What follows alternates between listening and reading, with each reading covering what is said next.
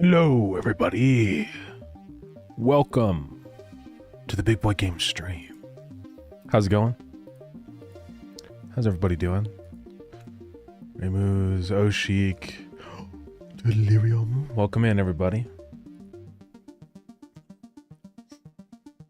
We are going to be working on Maze Game today. I don't know if it's going to be the entire stream, but we'll see.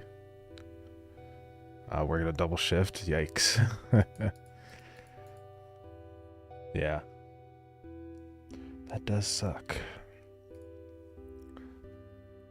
But yeah, let's dive into it.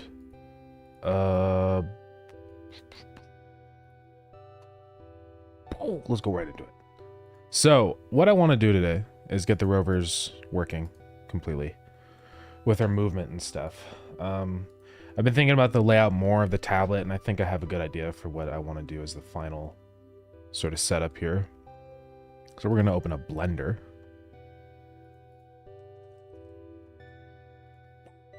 Open that. I think we're going to have some directional buttons, like 4, so one at the top, bottom, and then sides for movement stuff. So that's the plan there. I think it should be fine.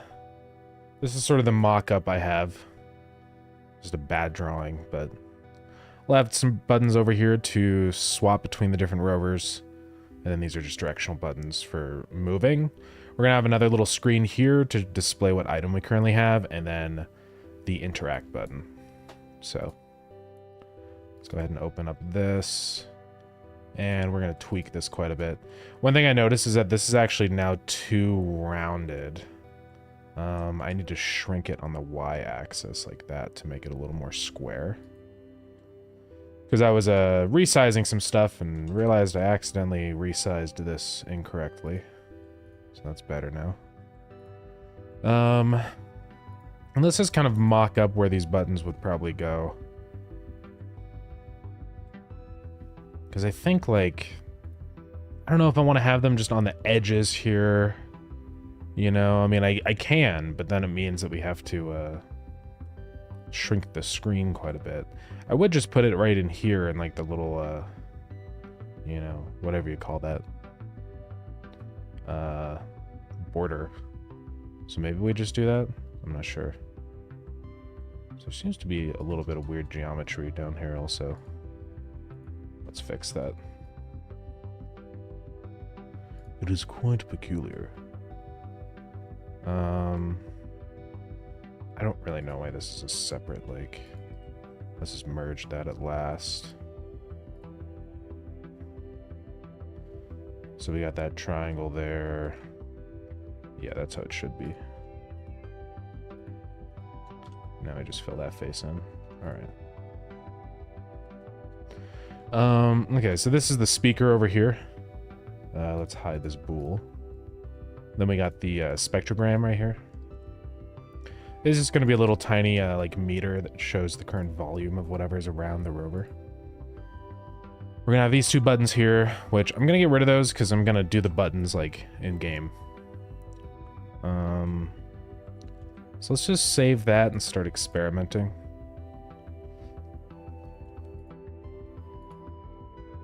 So this button, we're just going to call this interact. The mesh is too big. So we're going to shrink this button. Just by a little bit. 0.8. Kind of get it positioned. Fix the collision size because it's enormous for some reason.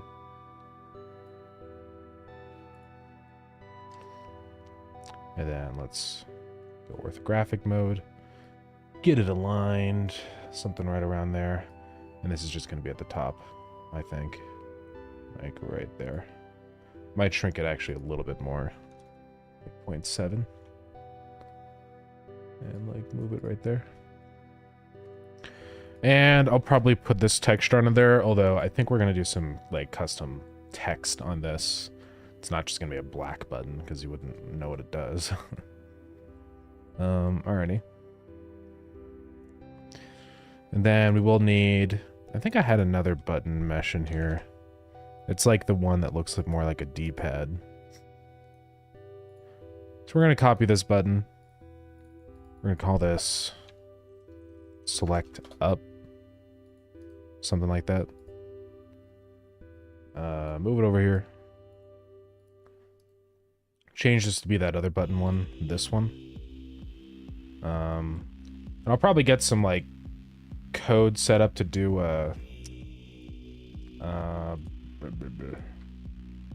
what's the word? To do like lights and stuff on these buttons. We'll see. Oops. I want that to be like right there. Now this collision shape is way too big. Oops. Let's get this at an appropriate size. Boom. We make it a little bit larger than the radius. Sort of like that. Somewhere around there. That looks good. So that'll be like select up. I might resize these buttons just to be a little bit smaller. We'll see. But select down. We're gonna rotate this one. I guess that's not really how I want to rotate it though. For some reason this mesh is like completely offset wrong. Ah, classic. Let me redo everything.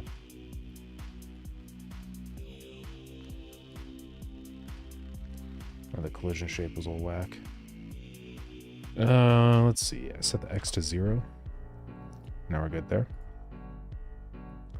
Let's try this again. Put that one about right there. Copy, paste, select up. Now move this one down, rotate it 180 degrees. Would you look at that? All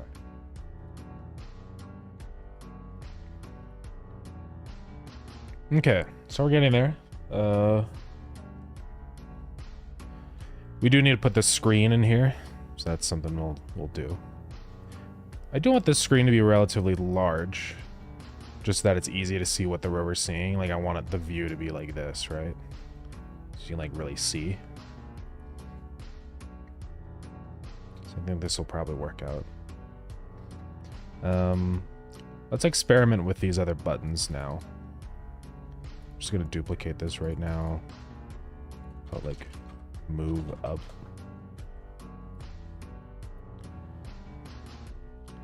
Because I want these to be like, it's gonna be tricky.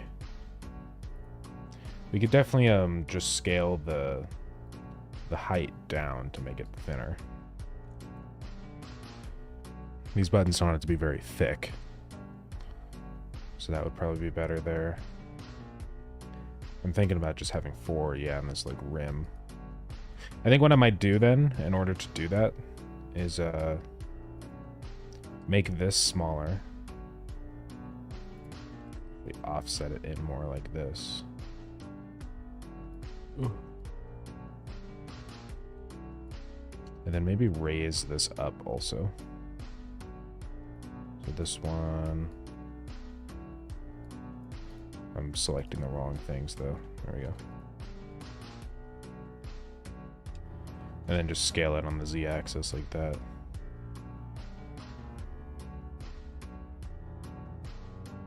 Oh, I'm like selecting weird stuff. Hold on. There we go.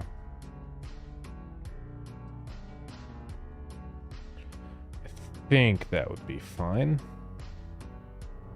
Hey, Cankles, welcome in. How's it going? Oops.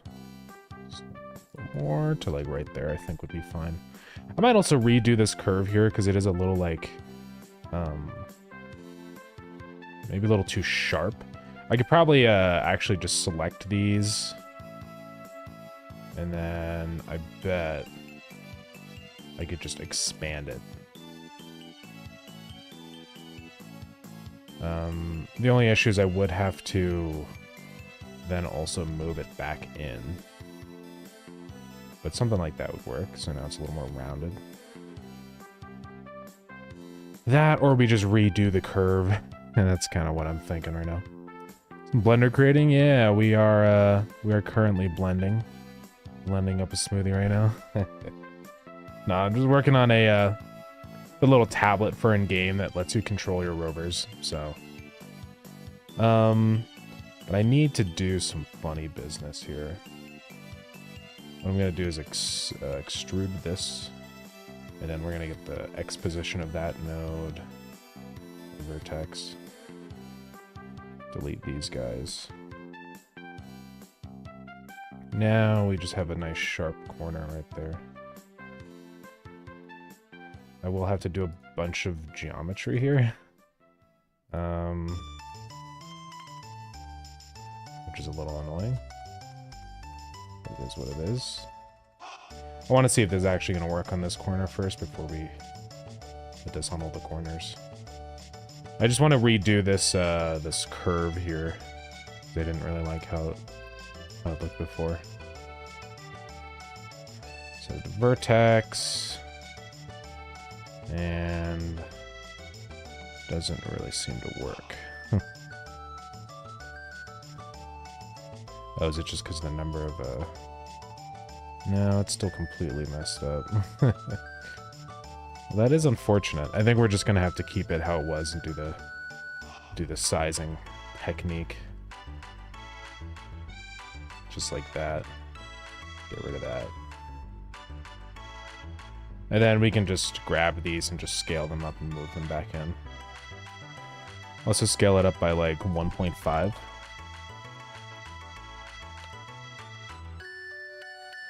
And then I need to figure out how much to move this in. Because this one on the x-axis is at that. And this one's at that. So let me subtract these so I know how much to move it. Alright. This is how much. So I should be able to just say, boom. Move it by that amount, and it should be good now. And it should be the exact same, I think, for the vertical height also. So just boom. There we go. Alright, so that just makes the outer edge a little more curved. I just think it looks better. These other ones look a little too harsh, I feel like. Also, they got some whack. I don't know what's going on. It's a little weird.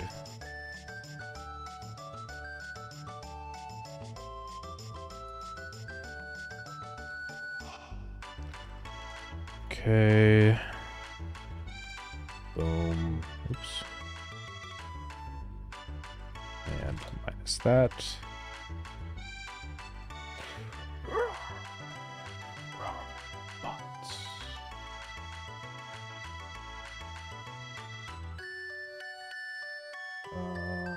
Is restrict? Okay, restricted is not the same thing as banning. Where is the frickin' ban button, man? Okay, where is it? I'm trying to figure out. Like, I click on this, I can click on their account name. Okay, it's gone now. But I don't know how to ban people. I'm not gonna actually ban you, but I'm just... Oh, is this where you do it? Okay, so you have to click on the name, and then you're good. Alright.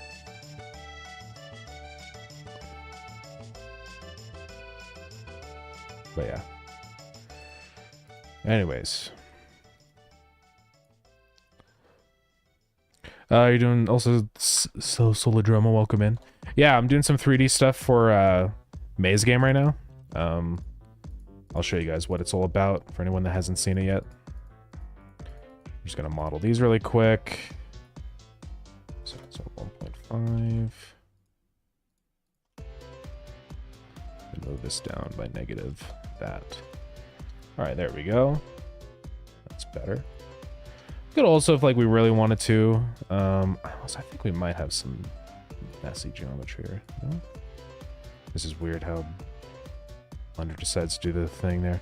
We could bevel this edge just a little bit, sort of like that, if we wanted to kind of round out the display. But I don't think we need to go that heavy with it, so it should be okay, I think.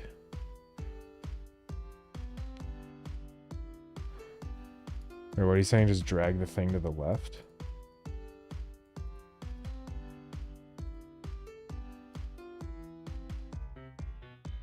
I don't know what you're talking about.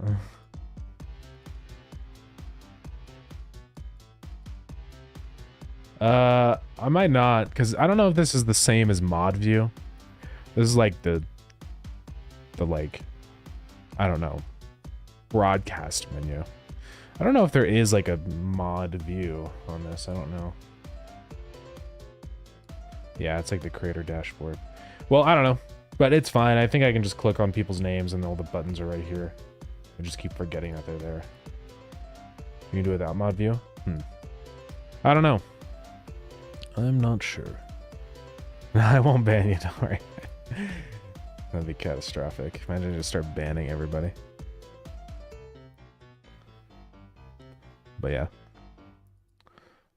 That's for being absent. You did appear for one stream months ago, and now you must repent for your mistakes. No, I wouldn't do that.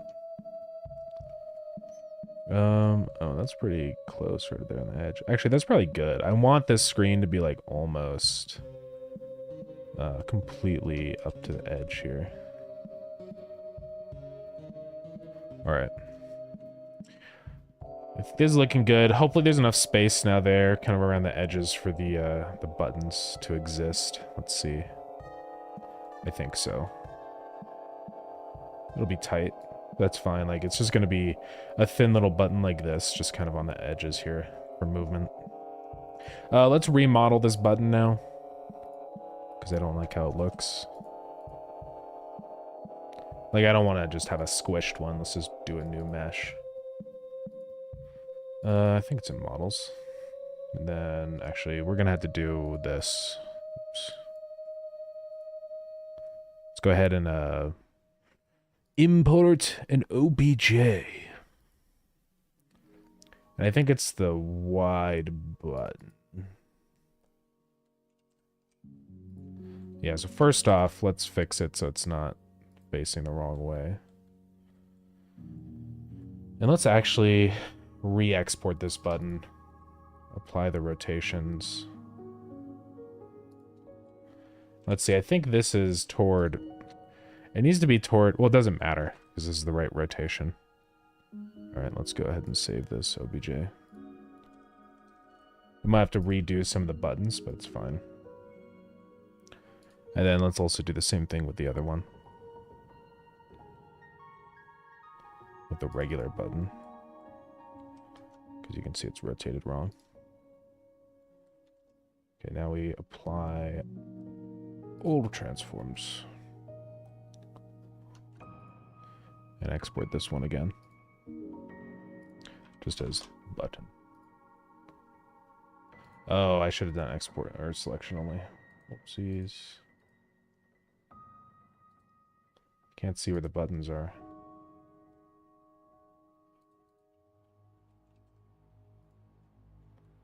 Where is it? It's like this one is nothing. What? Oh, there it is. Okay, delete that one. Okay, this one's like also... What's going on here? Rover. What are these buttons? Okay, this is... Save this as... wide button. Make sure I only export this.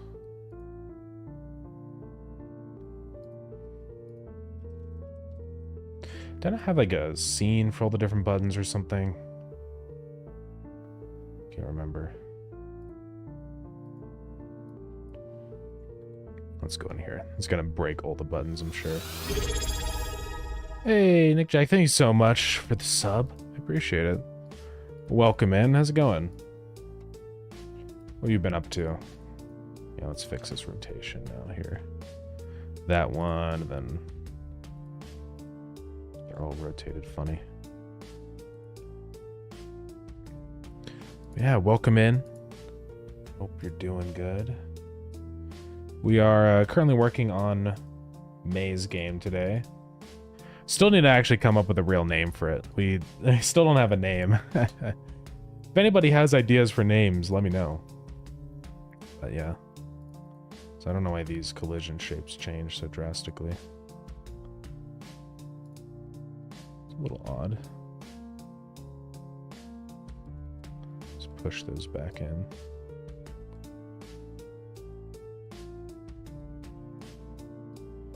There we go. And then this one's collision shape is insane. Oh, that's what's happening here. Make unique. Pretty good. Been busy with school and some projects. And Silk Song dropped. Oh, yeah. That's cool. Yeah, I still haven't played the first Hollow Knight. I want to, though. I think I mentioned doing that at one point already. But yeah. Soon, maybe. We'll see. It's kind of hard to find time to play games when I'm, like, busy making stuff, though. I think that's always, like, kind of the difficulty with that. I mean... Because I do have the next Starground update coming up pretty soon, so I do kind of need to get working on that, unfortunately.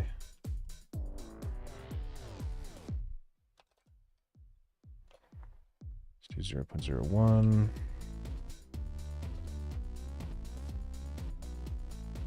Okay, so this is going to be like the thin button. We're going to save this guy as that stuff. Thin button. How about Maze Game? Mike Alpha Zulu Echo is a good name. Yeah. Interesting. I export this as an OBJ. And make all the other stuff visible again. Except the things we don't want to be visible. Like those. And they're Boolean. Alright.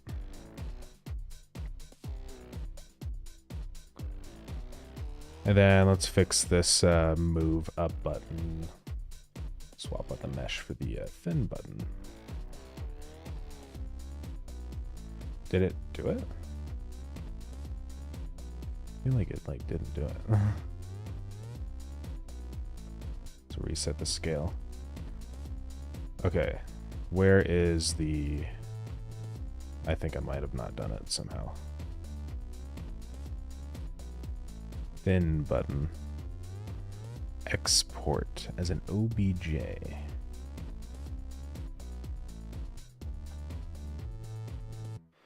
I don't know what's going on.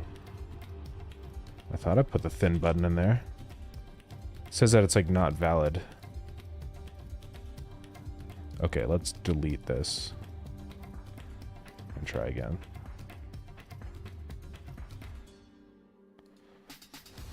Feel guilty sometimes when I decide to play games because I feel like I have projects and other stuff that needs to be done. So until I get that, yeah. It's always hard. Gaming is fun, but why is it exporting as invalid? What is going on? Is it just because it's invisible? Is that like a thing? I need to export it when it's visible? So let's make sure all transforms are applied.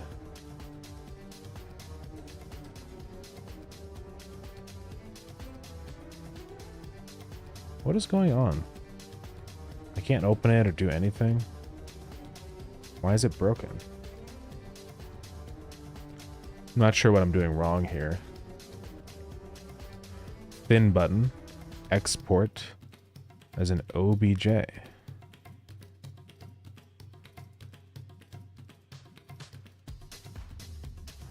I just call it thin button. Let's get rid of this one.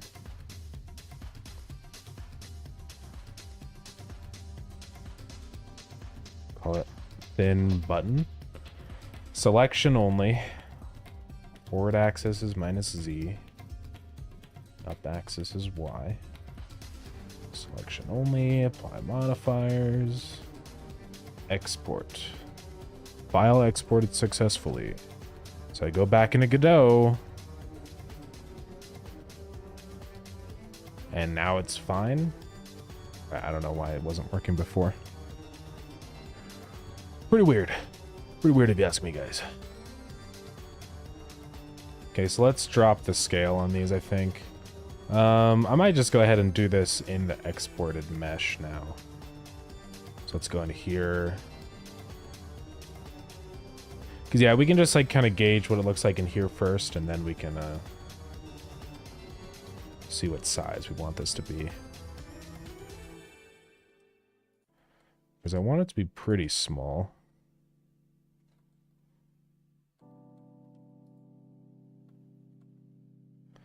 Not ridiculously small. Yeah, I think like 0.75 would be appropriate. And then we're going to reapply all the transforms and export again. If it works, I hope. I don't really want this to export materials. So I think I'll just stop doing that. Okay, then let's apply the same thing to this button. 0.75.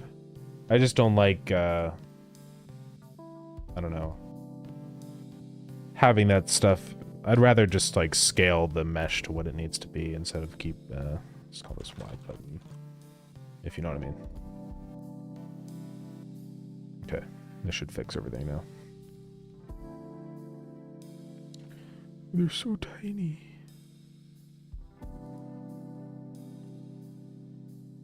Okay, this one can reset its scale now. Yeah, now it's just like the appropriate size. I don't have to do any funny scaling business. I will have to fix the collision shape again. But it's no big deal.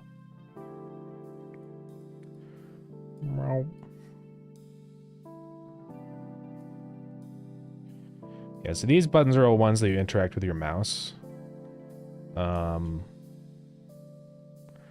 These buttons can be interacted via just like the player clicking on them with E, but I kind of like this being a mouse control.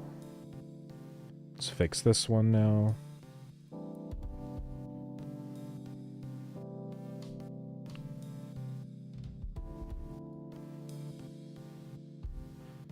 Alrighty. So those are all good to go. Now we're just going to keep duplicating this movement button here. I don't know how far it should go out, but I imagine not like super far. Let's go ahead and move these other ones out of the way.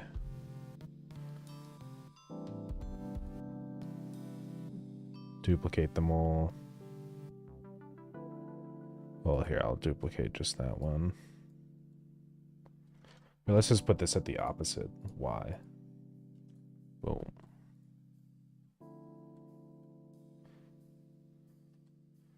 Okay, and then these ones have to be, like, rotated. I don't know why the... Oh my god, the position was off again. Hate when that happens. Oh well.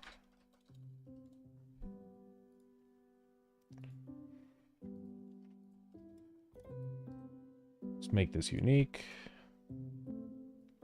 No. No. This is defining the area in which the mouse can be clicked on this. Alright. So this I can just say our Y is 0. Then we'll just align the X wherever it looks right. Right there. So this will be move left, move down, duplicate move left, call this move right. And this will be on the other side. Alright, so that's like basically our layout. I'll probably color these buttons differently. We're going to be adding little like, you know, images above that stuff. We should be good to go.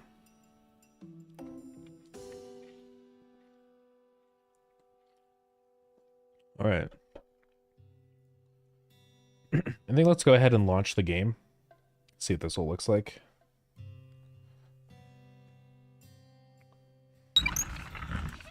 Yo, K-Mac, thank you for the spin.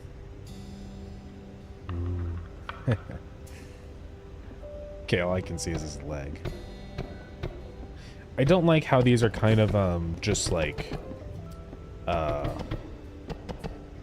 straight in. They need to be, like, kind of angled so they're more facing this border face. So I think I'm gonna do that. Some of these buttons do stick out, I think, a little bit too much.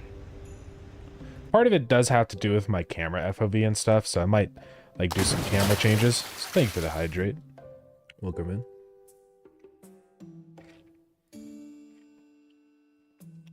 Oh, so let's rotate the X here. And yeah, we'll rotate it to around 40. Feels appropriate.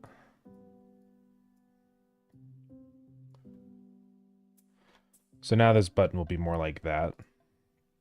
I am going to have to change the code of how these buttons kind of get pushed back.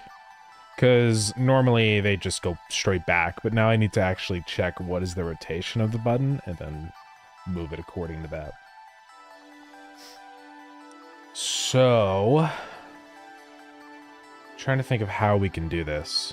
It's pretty tricky. Really, I need to get like the normal or something. Let's see. Then it's gonna go back to it's tricky because we need to do this one's fine, but this has to be now instead of just straight back. We have to say like we have to rotate this vector. Now, it's kind of hard to rotate 3D vectors, but it's doable. Because we have to define the axis first. And then the amount. Which is going to be the rotation dot x. Let's just worry about that right now. So we want to rotate, though, on the... Yeah, the x-axis. So I think we just set that to 1.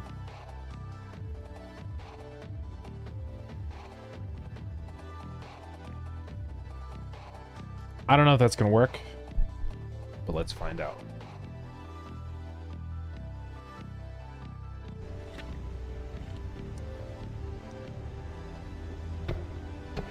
It seems like it actually does, which is pretty interesting.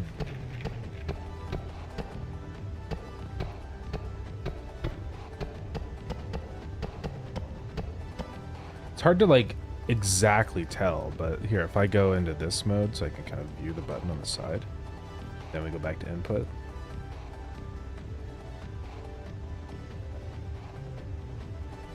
Oh, right, now my clicking is completely broken.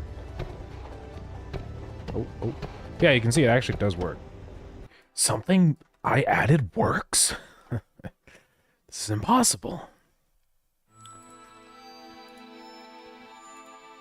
Alright, let's go fix the other one.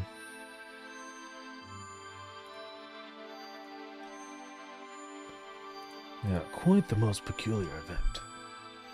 I don't know how this happened, but I guess it's fine. Alright, we're gonna rotate this, or position it the other way then. Literally just change the Y position. And then change our rotation to be -40. Like that. There we go. Yeah, it looks way better, I think, when they're angled like this, because it's weird how this is just like just a cube. This feels like it's more actually like a part of the frame here. Like you just press it in at the corner, you know? Just feels better. I think I'll probably change the texture of these buttons quite a bit, but we'll worry about that later. Alright, now all we gotta do is these ones. Rotate this guy. So this one's gonna be rotated on the Y-axis. 40. And I think I literally just kind of pushed it in like that. A little more, like right there. Alright. So we're going to copy, move left, duplicate. Call it move right. We are gonna change the x-axis and set it to -40 on the y. Alrighty, there we go. So we do have to add another line of code in here for the other orientation now. So we're gonna say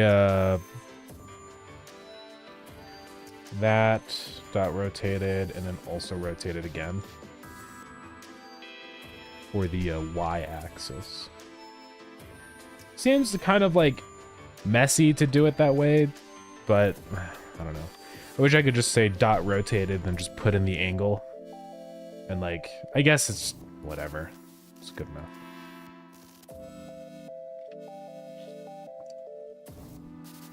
There might actually be like a vector shorthand for that. That's possible. Okay, these are off. These are not the same, are they? This one is different from that one. Let's look at this. I don't know why it ended up being a little different.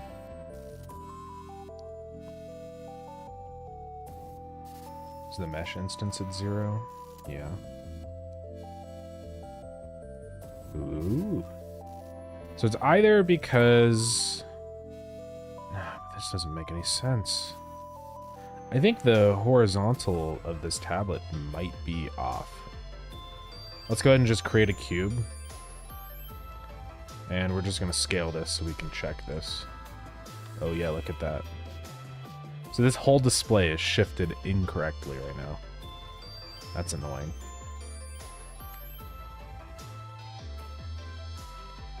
Alright, I only gotta fix that.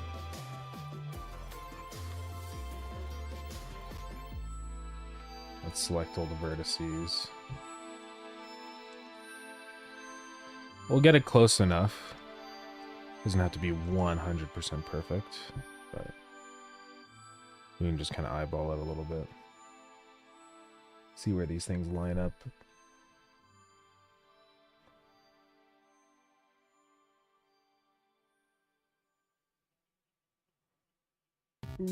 Just like one over to the left. Like right there is pretty close. It's almost perfect. And then this is still centered though, right? Yeah. So we should be okay. Let's see how that looks now. Whoa. Okay, buddy. That cube's not supposed to be here.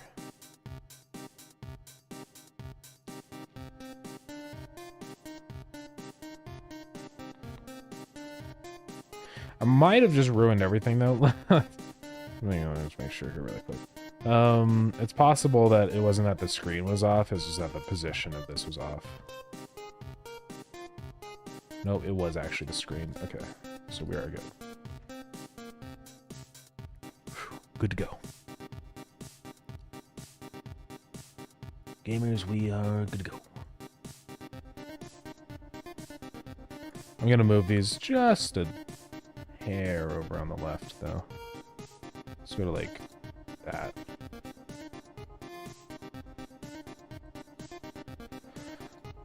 Alright, check that out, guys. Beautiful. Wonderful. I do need to make an actual, like, speaker material for this over here. I don't think I do, like, mesh. No. So let's do that really quick. Should be pretty easy. We're just gonna create a new standard material. Call it metal mesh. Apply it. Boom. And then for our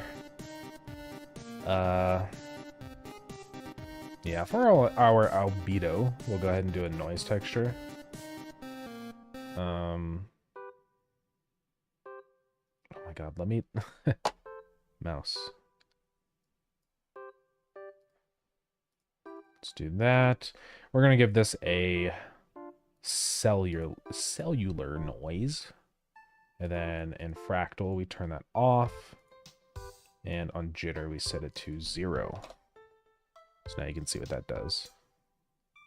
I do really enjoy doing procedural textures like this whenever possible. We're going to lower the resolution of that. And we're going to turn off linear. We're going to set that to nearest.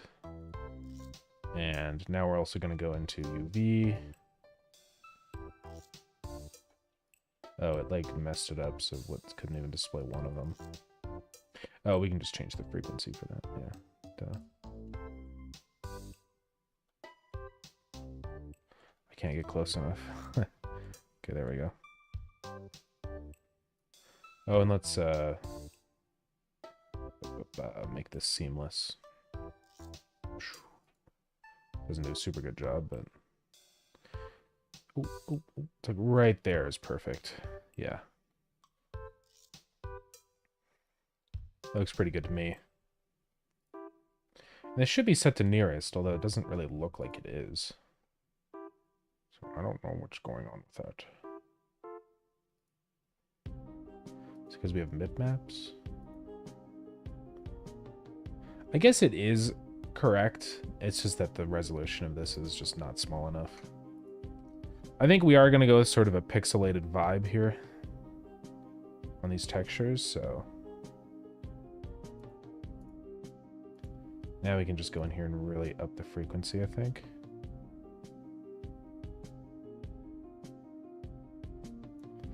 Something like that. That actually looks pretty good. And then on our UV scale, we can drop the scale to like 3. That looks pretty good to me. And I'll probably turn on triplanar. That way things stay consistent regardless of like the size of everything. Set to 15. That's good. Okay, now we can control the color of this with a color ramp. Wherever that funny thing is. Here it is.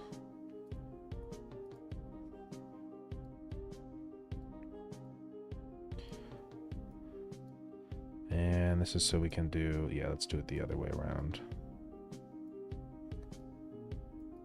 Then this can be our metal color. And we can like sharpen it like this. That looks pretty good. I think it looks like a speaker mesh. Okay.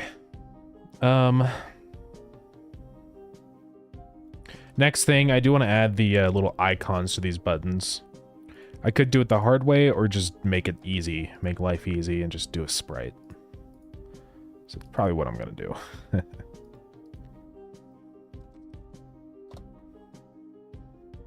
So let's go quickly go draw a little thing for that.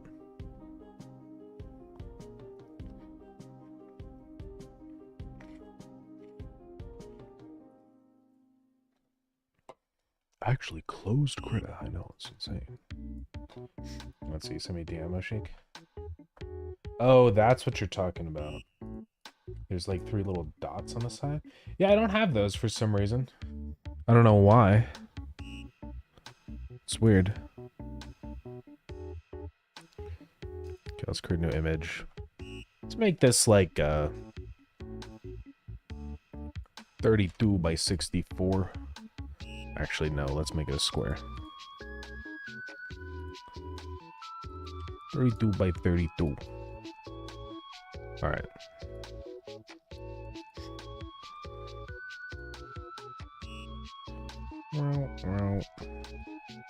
There's our arrow, guys. Now, I want it to be, like, actually good. Let's use the line tool.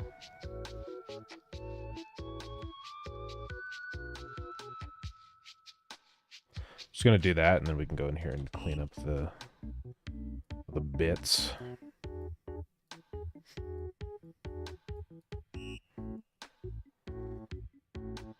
It didn't quite go all the way to the edge. So thank you for the spin. What's up, Spencer? Yeah, that's good enough now.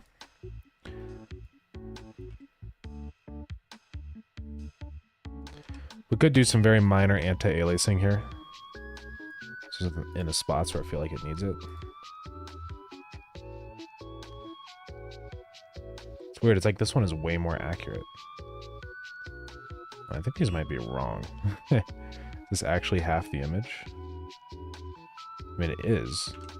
Okay, I'm just gonna mirror this because the other one is way better. I don't know why this one sucks so much. That's better. I don't even need the anti-alias anymore. We do have a couple jaggies, but I don't really care. And also, I'm gonna do this. There we go. And this. I'll probably do like more serious textures later, but this is fine for now.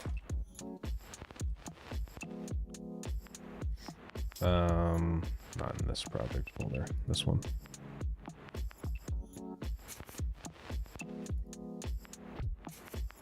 I don't know if I have a folder for icons yet. I'll just put it in here. We'll do that later. All right, so let's go get the arrow. Boom. It is doing texture filtering. It's already like rotated properly because it is a child of this button, so that's nice. I wish that the transform though was local. I guess it is here, but just not with the gimbal, whatever you call that thing. So that's fine. We're gonna have to get this just to the right value. One more. There we go. And this is way too big, so let's do like that. It's probably even just ever so slightly too big. All right, and then I want to move it on the X just ever so slightly.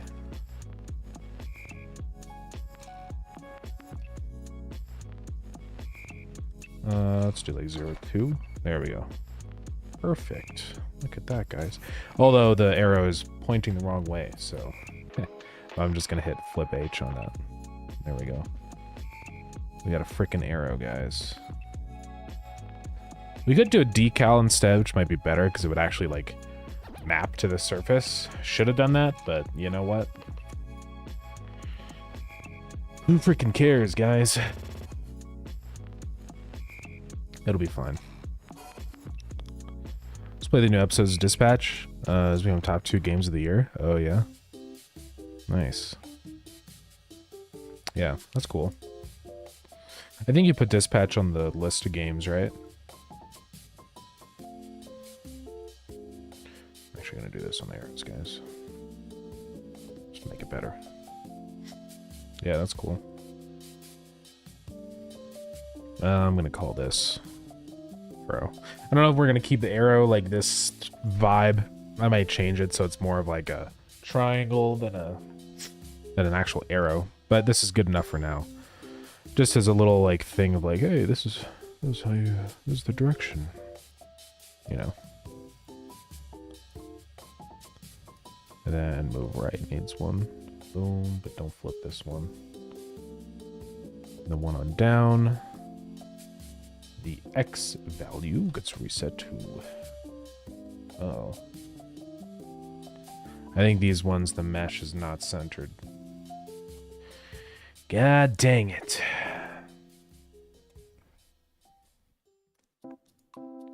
That's fine. Easy fix. Now we have to do the same thing up here.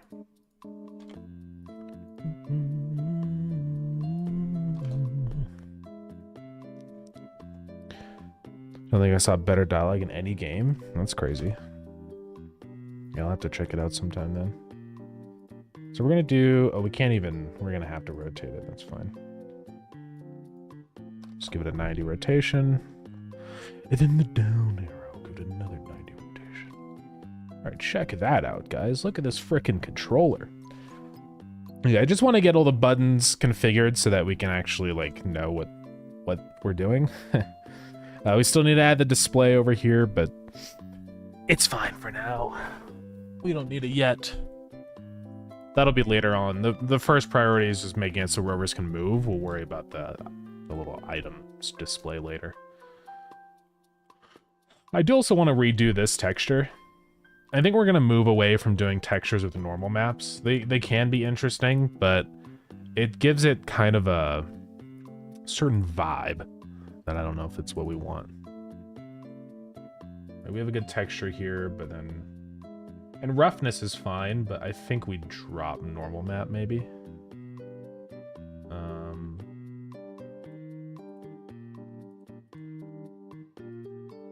We can control the roughness there, yeah. I don't know, this is what I'm thinking. We'll see, though. It depends on the direction we end up going with all the textures and stuff. I do kind of like the models in, like, Voices of the Void, where it's got, like, the kind of low-res texturing. The models themselves are pretty, like, detailed. I think it just looks nice. So...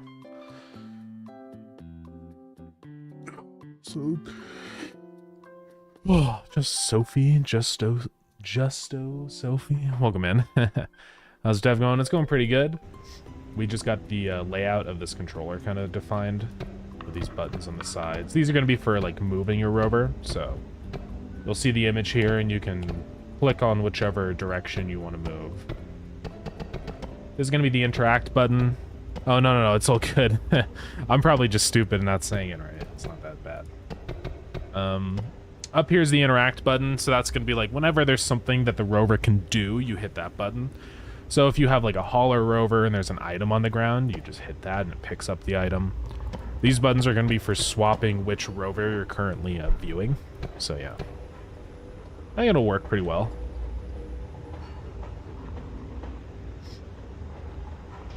Will there be keyboard enabled too? Yeah, I think I definitely want everything to be like usable with just mouse, but I also think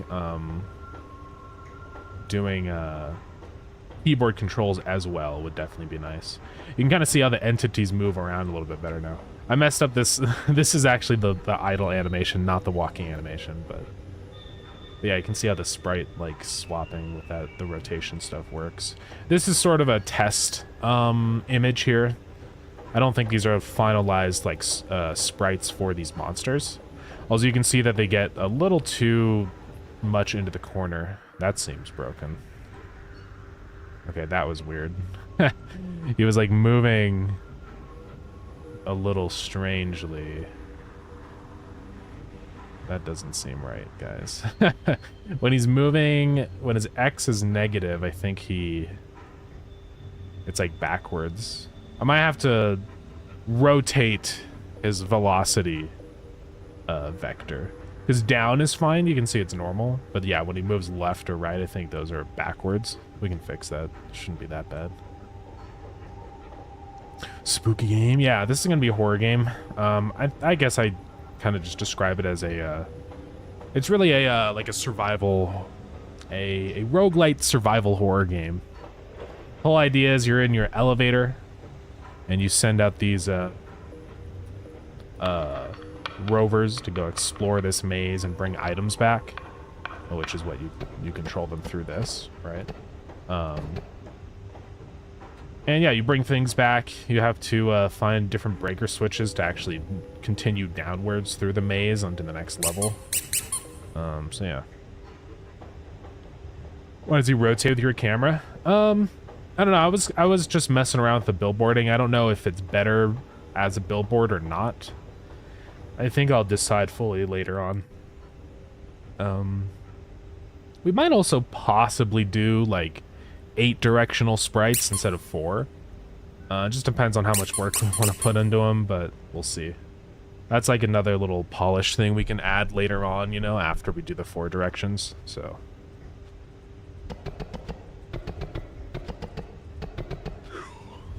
Alright, plan of great stream. Yeah, thank you very much for coming in. I do appreciate it.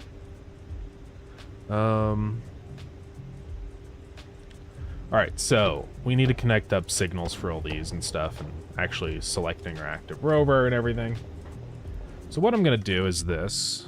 We're going to have a a big list of all of the rovers in the world, because I think that's going to be the best way to do this. So we're going to say in here var active rovers is an array. And we're going to have to figure out what items need to be cleared out also. That's another thing we got to decide on. Because I don't want items on the ground to stay there. I think they're all going to go away. Yeah, active rovers will just be a list of an array of rovers. So whenever a rover is created in the world, we're going to go ahead and just say function ready. Global.world.activeRovers.push back self. So now we have a list of all the rovers that we can actually go through.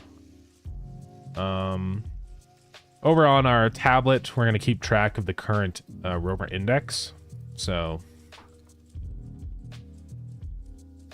we're going to say it's 0 by default.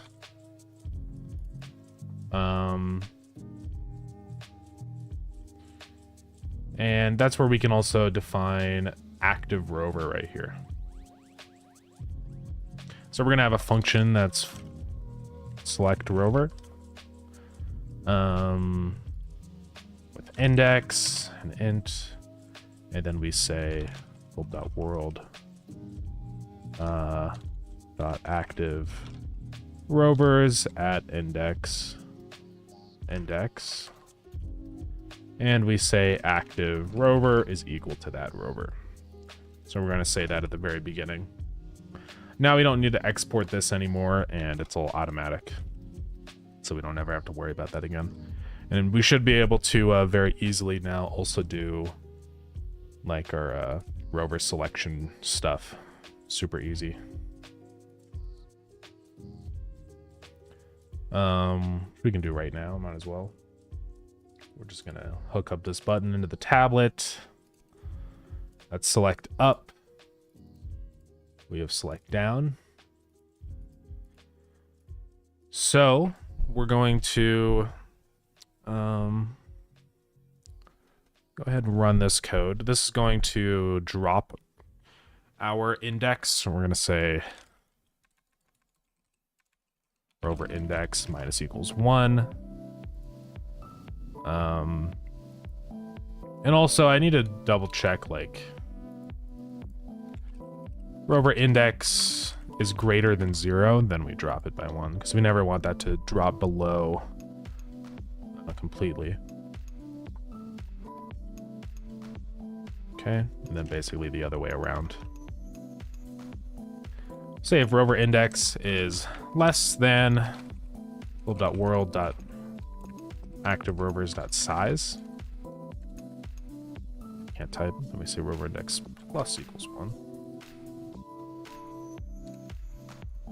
And I think that'll work. Actually, we might have to do -2, because let's see, size like 5, index maximum is 4. So if it's 3, which is less than 2, then it goes up to 1. Yeah, that makes sense. Alrighty. I think we're all good to go then.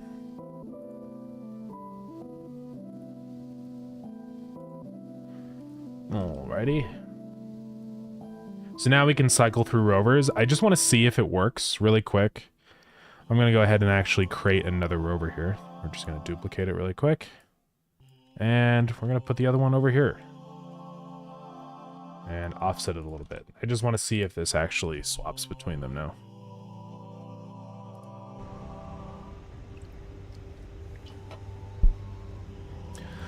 We do have to wait for this one first. This really should be like after.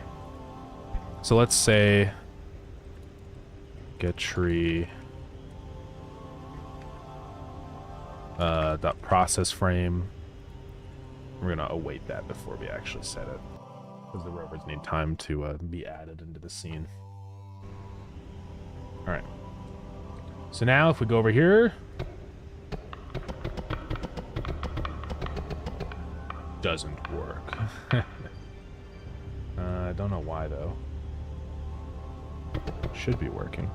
Oh, it's because I'm stupid and didn't do it right. So it's because I wasn't saying select rover with a new index. Cool.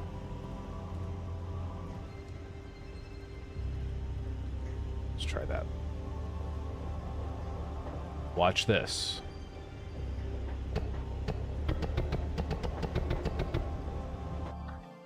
What's up? What's going on here?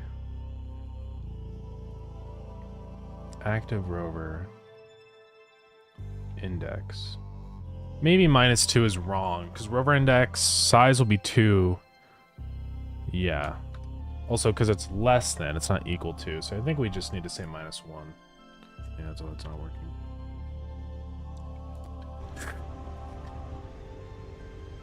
Let's see. Whoa! Check that out. We're swapping between the active rovers. Yeah, that works pretty well, honestly. There's like a little bit of a delay, and that's just because of the refresh rate of updating the image. So we're going to go ahead and do force a new display image whenever we do change our rover. Right here. Just so that it doesn't have that little delay. Boom.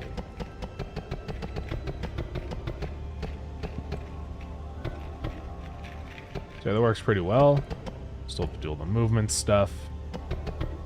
We have to make it so it kind of like snaps to the current position in the corridor. Also, right now rovers have collision, which is probably not good. So let's go get rid of that collision. I don't think rovers should have collision. I will give it a mask of 1, but not a, yeah. Snooze that ad. And I think another thing we need to do is make it so we can actually pick up the rovers. Yeah, you can see now that guy can actually get through the rovers. I also do want to add a couple other things like crouching. F to turn off your flashlight and stuff. Might as well do those really quick. And then let's do crouch. Just left control. Make these rebindable one day. Alright, so let's go in here and set up all those.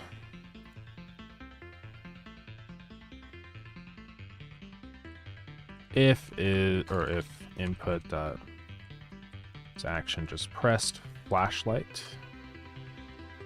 We'll do that. If input is action pressed crouch, then we're going to change our speed and also our camera position.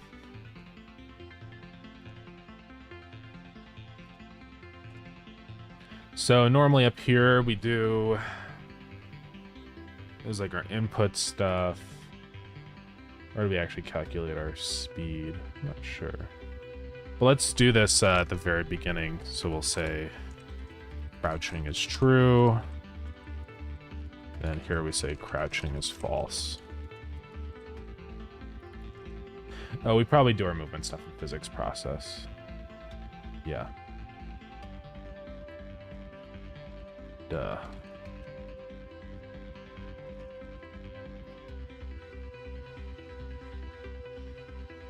Let's just then do this, honestly.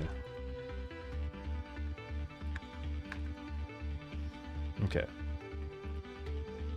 And then for our flashlight, we'll go up here again. Where would we put that?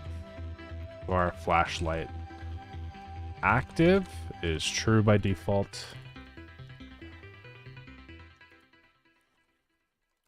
So if it's already on, we're going to go ahead and turn it off.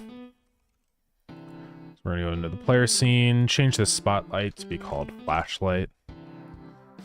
Boom, flashlight.visible is false.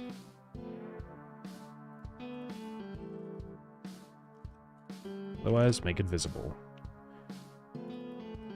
And we also have to say that's equal to false. That's equal to true. Alright, so this should work now. The crouching won't physically do anything yet, but should be able to turn on and off our flashlight. Yeah. It'd be pretty dark in here without a flashlight, but sometimes you might need it off, though, if there's like a guy after you. Yeah, that seems to work pretty well. I don't know if I'll make the flashlight actually require, like, batteries or anything. I don't know. I feel like it feels a little unfair if you do have to recharge your flashlight constantly. One thing I would love to avoid is not being annoying like Voices of the Void. Like, why make people have to do things that don't really contribute anything to gameplay, right? So, even though this is a horror game, and usually horror games are more like, you know, atmosphere first or whatever, I think we're more going gameplay first. I want to focus more on the roguelite element and then have all the scary other stuff kind of be secondary. Because horror is like the kind of thing that will always kind of fade away eventually if you play a game long enough. But if the game is not fun, then it's a bad game. So I think that's more important than anything, really. All right, so let's handle all of this like camera position stuff and the movement. We got an ad coming up in 1 minute, gamers. My apologies.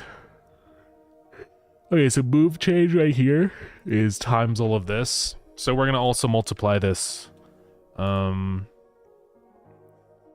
just gonna say if crouching, else do that stuff.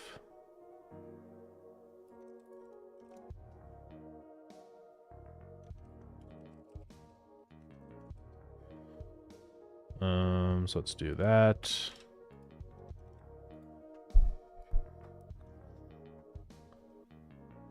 I don't know why it's complaining.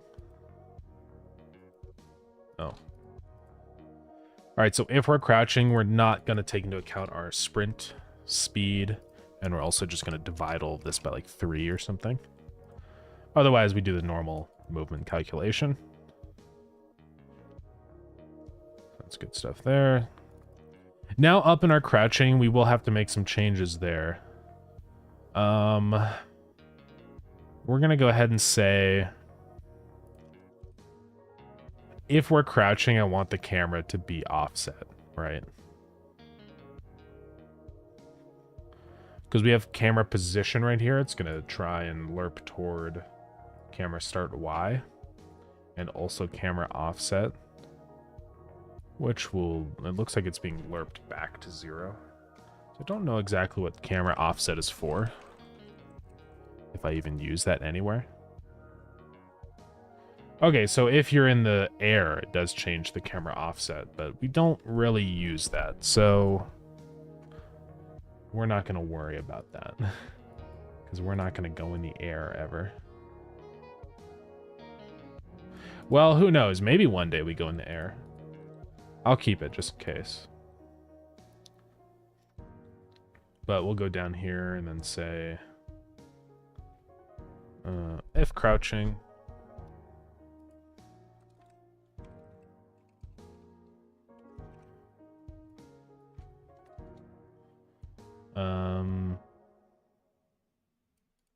camera offset Y is equal to -1. I think that'll do it, but I don't know. Also, wherever we define when we're sprinting right here, we're going to go ahead and say, and we're not crouching.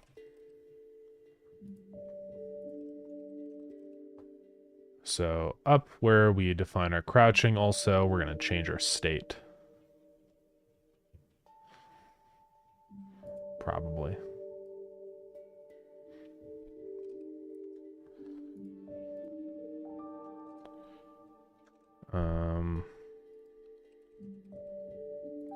Now let's go change our state up here.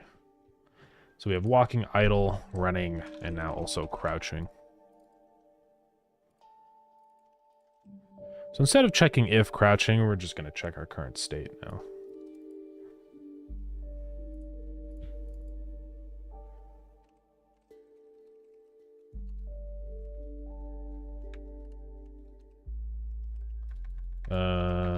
States.crouching.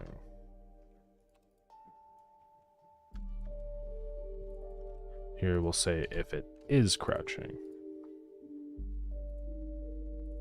And same with here. Alrighty, let's go see what happens now. Hopefully the camera does get offset vertically. Okay, nothing seems to happen with that. Also, I seem to be stuck. Not sure what's going on there. Oh, it's because it never actually sets the crouching back to false, I think.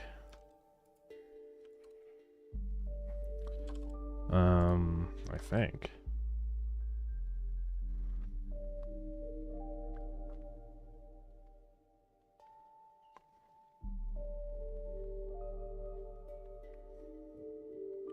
I need to move our crouching logic down there.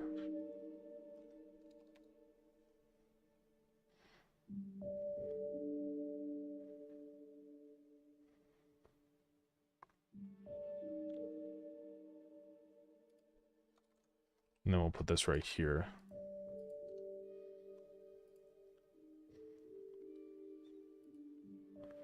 Yeah. Okay, so why wouldn't we be able to move?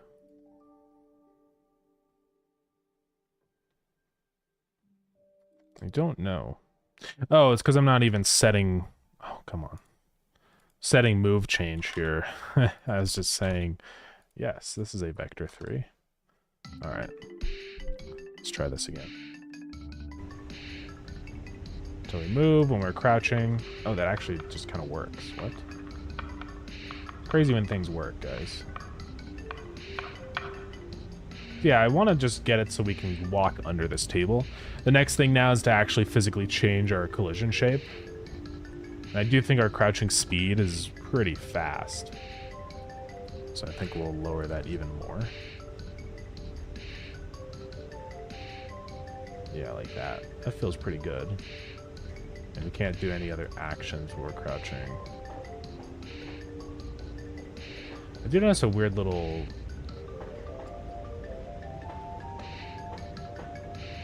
Maybe I'm just crazy, but I feel like there's some weird camera stuff going on as I'm crouching. I don't know if you guys see that snapping happening. It's really hard to tell.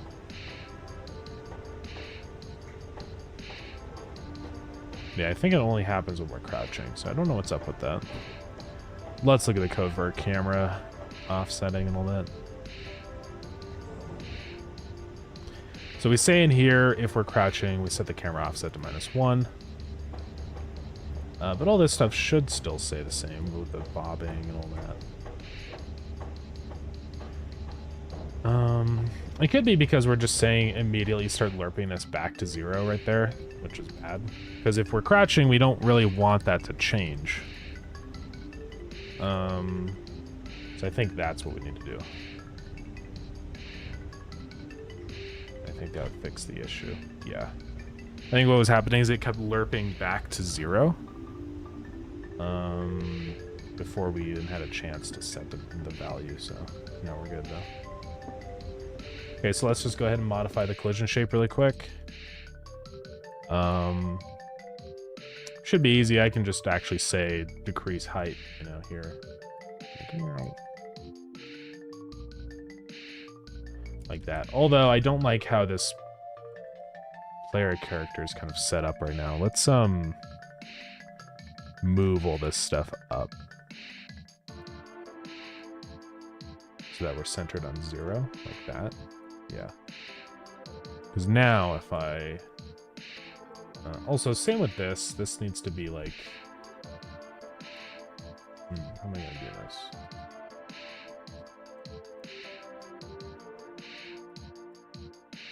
So position set there to 1. I guess I'll just have to change the position of my collision shape. It's not a big deal. or just have two different collision shapes for crouching and standing. So we say like collision stand, duplicate it, and then this will be collision crouch. That would probably be easier. So make it unique. Set the height to be like 1, so we'll just be a little ball. And then set our height to be only 0.5 for position. So we'll make this one disabled by default, and then in here, this is where we handle the things. So we say dot disabled is false, and this one dot disabled is true. Otherwise, reverso mode. Let's see if this actually works. Might start in the air now, yeah. So if I crouch, it does change my collision shape, I think. But I can't go under this because I'm just a little bit too tall, I think. So let's decrease it by just a teensy bit more. Height is 1. Let's make it like 0.8. And then set position of 0.4. Yo, check it out. So now another thing that we do have to do is make sure that we can't uncrouch. Because you can see that's kind of bad. Because then we get stuck inside of shapes. So I think it would be pretty easy to fix that. I think all we need to do is just check, have a ray cast pointing up from the head to see if there's something that's going to collide. And if there is, don't let us uncrouch, right? So let's go ahead and give that a try. So we're just gonna make a ray cast 3D, collide with bodies, collision mask 1. And it's just going to point up 2 meters. And that's it.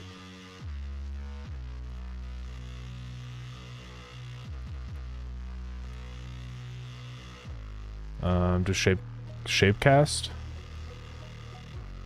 Why would I need to do a shape cast?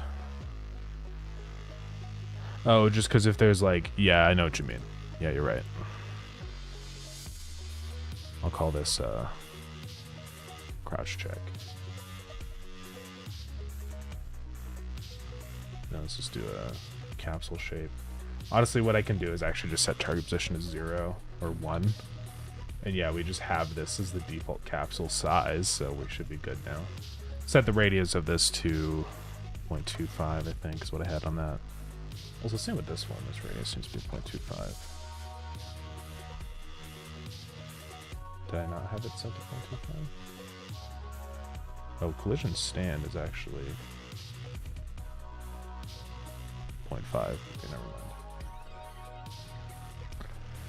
So this one should be 0.5. What I can actually do is just make it the exact same collision as our stand one. I just copy it and paste it in here so I know it's always perfect. There we go. All right, so that's going to do a shape cast. I'm going to have that disabled by default because it only needs to be on if we're actually crouching. And yeah, that should work.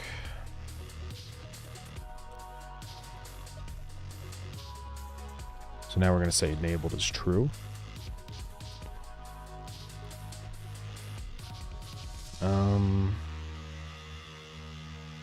Let's see, how do we want to do this?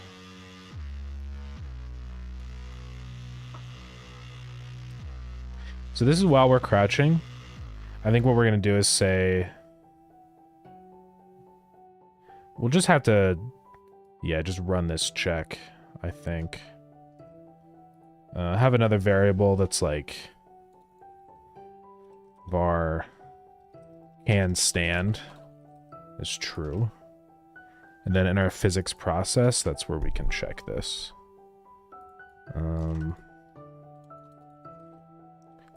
we say if we're crouching or we cannot stand. Now we go back into physics process. It doesn't really matter where we set this. We're just going to do it right here. If, oops, crouch check dot enabled. We're going to say can stand is, we'll just do this as true. And then if crouch check dot get collision count is greater than 0, we say can stand is false. And that should be it. Let's see if this works. So if I go under here and I let go, yeah, we're still crouching. It's forcing us to be crouched. So yeah, that works pretty well. I mean, I think we're good. I think there might still be collision on this this tablet for some reason. Let's make sure that's completely gone. Collision should be nothing. Okay, it's probably one of the buttons, I think, on here. That's for some reason set to 1. Let's just go through each one. That one's okay. That one's okay. That one's okay.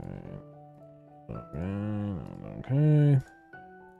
It's none of those. I don't know why I'm colliding with this then. Oh, does this have? No, because that would just be the tablet. I don't really know why it's doing that. I'm not sure.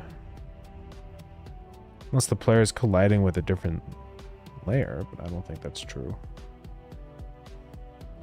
Yeah, they're only on with mask 1. So yeah, I don't know what's up with that. I'll have to figure that out another time. It's not a big deal though. But yeah, this works really well. Now I can crouch under here. And we're good to go. Oh, that's something though that is a little broken, is now I realize there's a problem. So I have to say down here, if any point collision count is equal to 0, then we say can stand is true. And it all falls apart.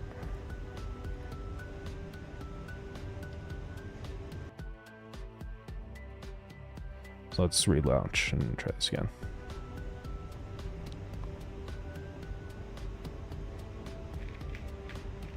That's pretty odd. I don't know why it's not uncrouching me.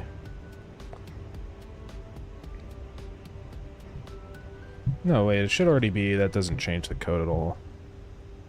Let's just print each frame with can stand is. So it says it's false. But then as soon as I come out here, it's a little odd. It says that it's like not... Oh, is this colliding with itself? Somehow? I don't think so. Oh, you know, it's probably colliding with the ground. I think what we need to do is actually just offset this a little bit so it's a little more reliable. And yeah, let's go ahead and make this a unique shape now. Set our height to 0.5. Or not 0.5, like 1. So we can do 0.5 radius. And now it should just be like a little ball. Like that. And we're just going to keep it at this position at 1.5. Because otherwise it's going to be colliding with the ground, which is not good. I think that's why it's happening. Yeah, there we go. Now it lets me get out. Cool. Yeah, that works really well, I think. Seems to be. Nice. Now we can crouch. It also just helps kind of being able to see things on the ground, I think. Being able to kind of crouch down and look. Which is nice. And it's going to play an important role in... also, that's another bug, is that this collides with the wall that we're touching. Yeah, this does need to be just ever so slightly smaller than our actual head. It's actually sort of okay if we do get a little bit of overlapping, I think, here. Why can't I see it? Oh, that's why. Because we'll just get sort of pushed out. Like, that's fine. It's a very small amount. I'd rather have that than weird movement problems. Let's do this now. Let's just make sure we're good. Yeah, we should be good. Now if I crouch next to the wall, doesn't break everything, yeah.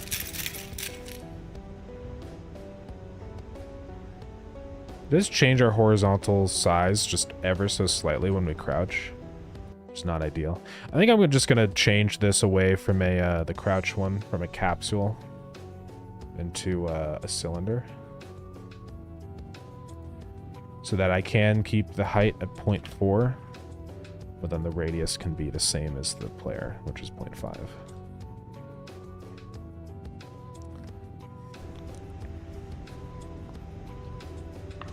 And I doubt it'll make any meaningful difference, so.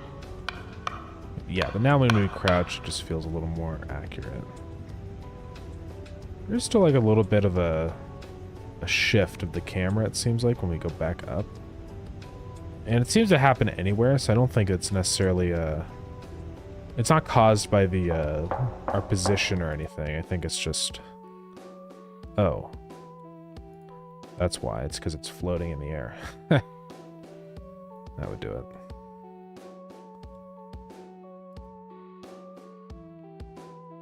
Oh yeah, because our height is now... I think it's like calculated a little differently. It has to be half now. But then 0.4 seems very small.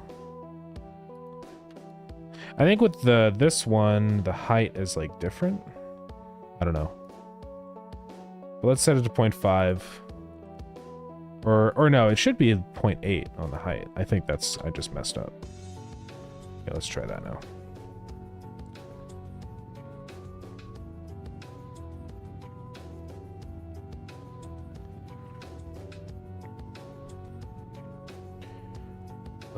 Alright.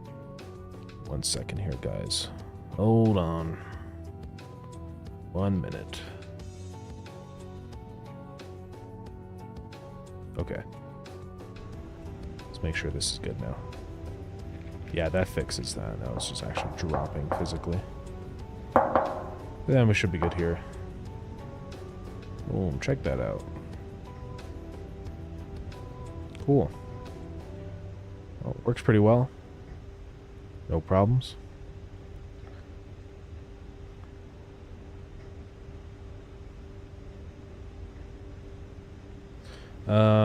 Just give me 1 second here, guys. Keep getting texts.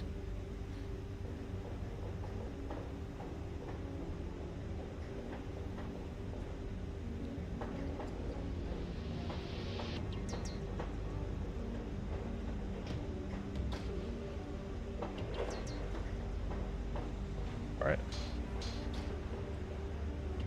Oh, I'm stuck. Alright, so yeah, that works. Next thing, let's go ahead and just, I think, start working on the actual rover movement stuff now. Now they got those little random extra things done. So, I'm thinking about how this is going to work. It is kind of tricky. Because I want, like, the rovers to sort of snap to the center of the hall. Right? And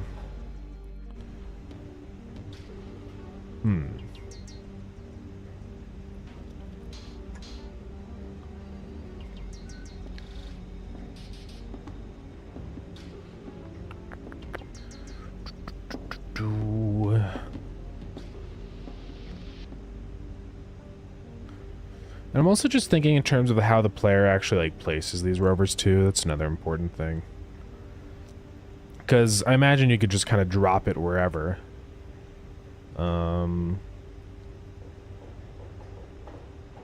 let's make it so you can pick them up. I think that's sort of the next thing here. I'm going to put this into the item class. Oh, it's a character body though, isn't it?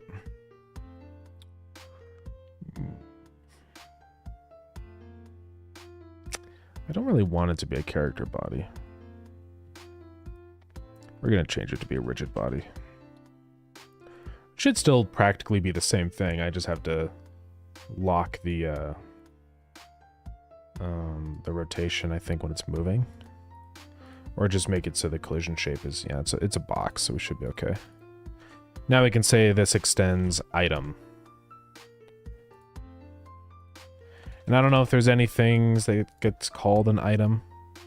Not really, so we should be okay. And this is already layer 3. No, it's not, but let's make it layer 3. So now the player should be able to pick up this item. I don't know if I actually implemented logic to be able to pick up items yet. Oh, I did. So this actually, like, works. So yeah, I want the players like this to be able to pick up the rover. And then place it down somewhere like this. And then now it just goes, right?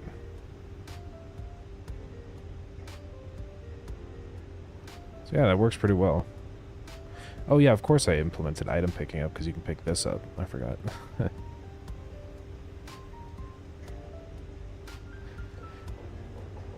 yeah, players would be able to like store these rovers back onto the shelves and stuff, so it is important that you can pick them up. I might possibly make these like, I don't know if I'll make these smaller, it's hard to say. We'll see.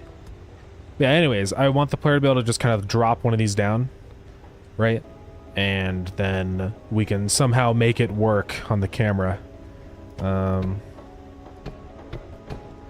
It's actually funny now because this is basically a like an actual camera that you can set up, because you can like point it at something and then look at it through here. So that's pretty cool. I can like point it up. I don't know if this will work. Oh, yeah, it does. That's pretty crazy. Yeah, I'm probably gonna have to like model the player or something then, I guess. Or maybe the player is just a sprite, kind of how the entities are. That's what I might do.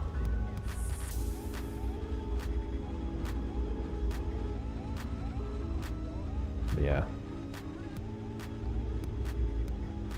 I guess items will just be in like an image. Might have to do some, or maybe like another subclass of item, like a 2D item. Because I do want like some things to be 3D like this. Not all of them. I thought I just duplicated it, but I realized I just picked up a different one. Okay, I can't pick up this one for some reason. I think I did actually just discover a bug. I think somehow I picked up another one and then...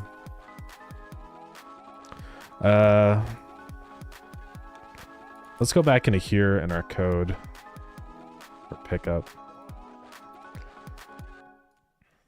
Because I don't check if I already have a held item, I think. That's the problem.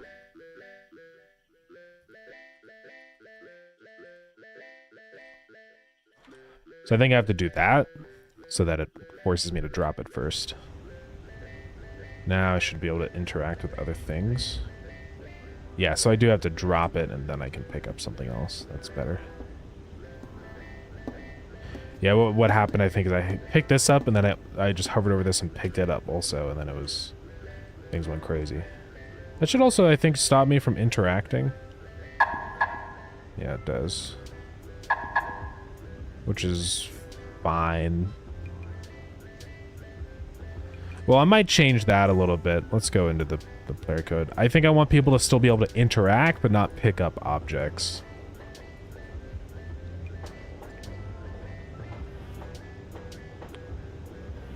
Because I think I want Q to be drop.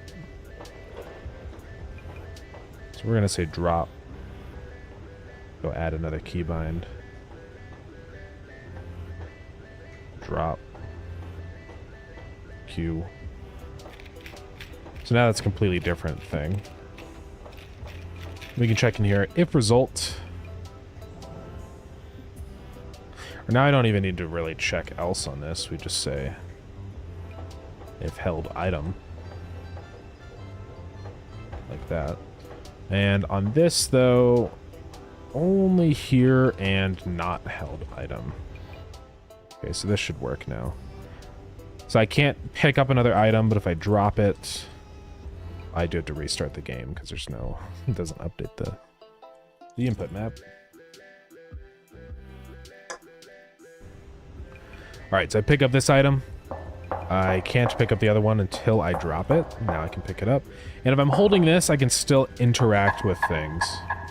Which is good, because I think, like, I imagine some items that you, like, pick up aren't going to be like this, where it blocks your whole view. It's going to be more like, also I think I need to reset the angular velocity or something on this, because sometimes they freak out and rotate when I drop them. Let's go ahead and do that. I'll just say, angular velocity is equal to vector 3.0, and I'll fix that. Linear velocity is fine, so we can, like, throw things, like... Actually, that doesn't seem to work, though.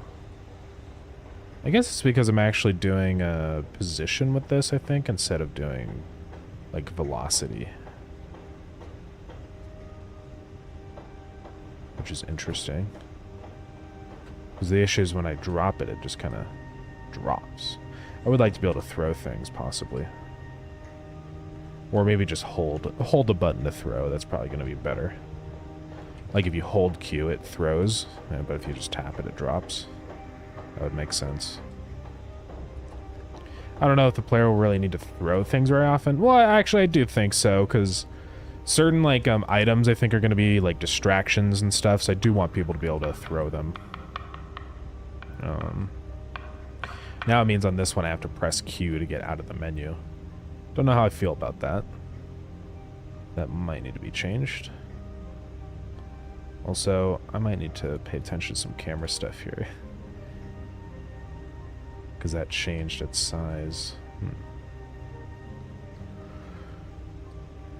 Let's implement throwing, I think. So in here we're just going to say if item just released.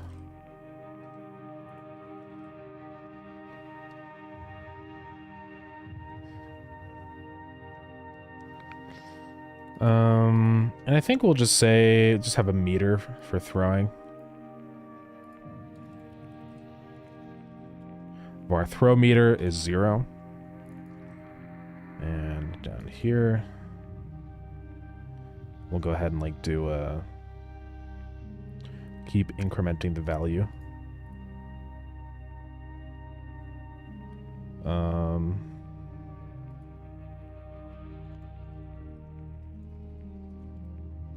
So whenever drop is pressed, we're going to say throw meter, or let's not call throw meter, just throw power. Plus equals 1.0, or just delta. And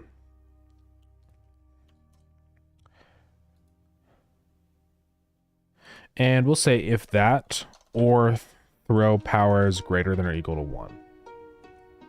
So as soon as we hit maximum throw power, it'll just instantly throw the item. And instead of setting that to 0, I think we'll set it to 0, but then we also, like, define our actual velocity. So we say held linear. Now I do this same code in Coal Keeper, because you can throw items in that. So I might actually just open that up really quick and jog my memory on how I do that, because I can't remember.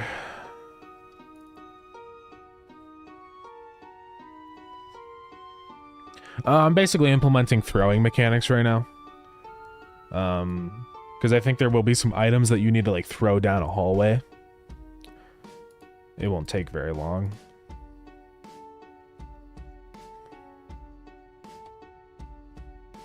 Yeah, I do it in here somewhere. That's like my throw, hand target stuff.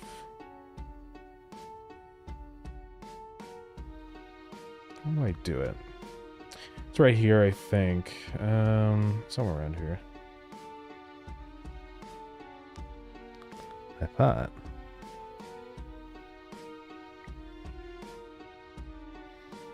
This is where I interact.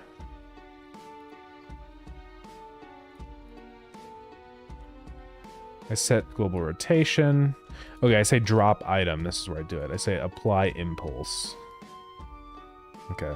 I think I have to do it in this order with the angular velocity too. So I'm not necessarily going to do that in here. That'll be instead of the player, so we don't really need to say return there anymore. Okay. So right here.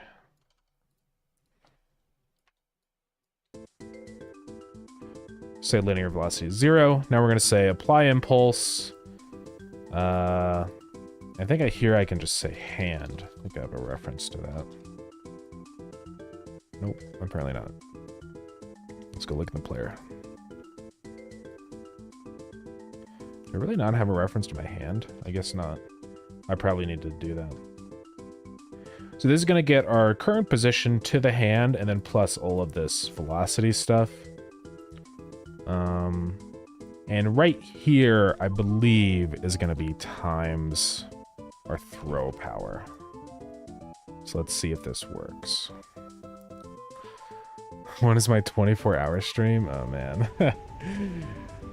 I don't know. It's kind of hard to, like, commit to a 24-hour stream because, like, I have stuff that I like to do. Like eating food and stuff, so... Oh, what? How come it just pushes the item now? I don't know what's happening. That's really weird.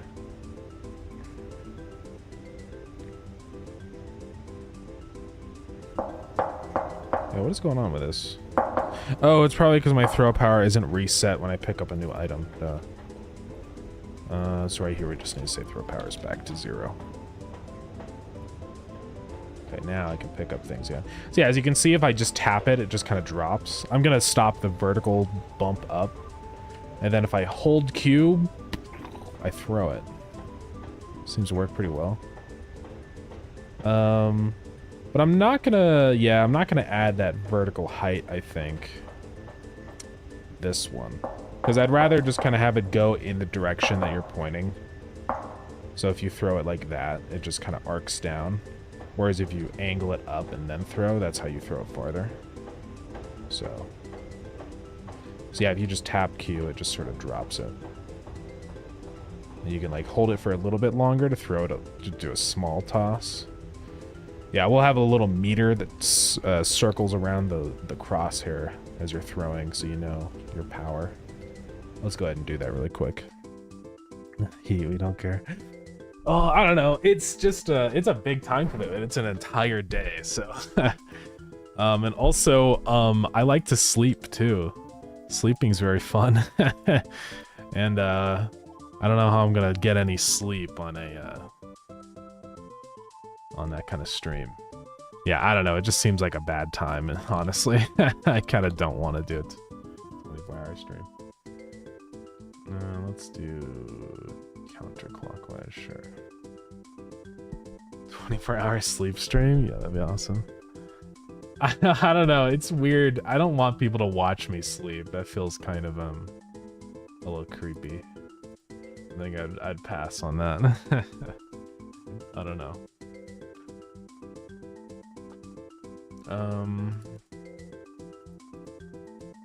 What's this? Oh, that gives me a stretch margin. Okay, well, unfortunately, we have to do some textures here. Wish there was a way to do this procedurally. I thought there was. I mean, how do I do it in Starground? I wonder. I don't have Starground open. Let me open it up. Maybe I just have textures for it? I thought there was like a procedural texture you could do, maybe. I don't remember. Let's go look.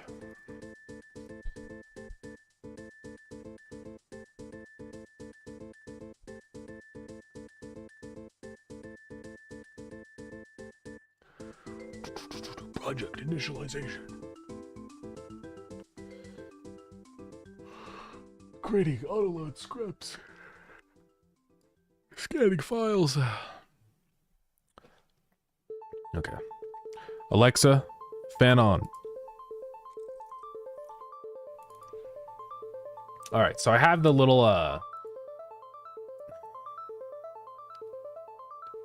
Hold on, player takes a minute to open. Okay, there we go.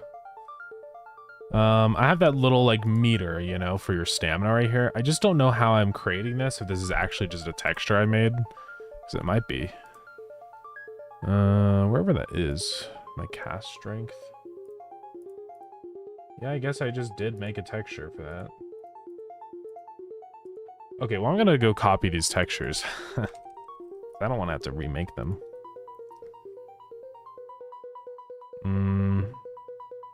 Well, I might make them a little bit thinner.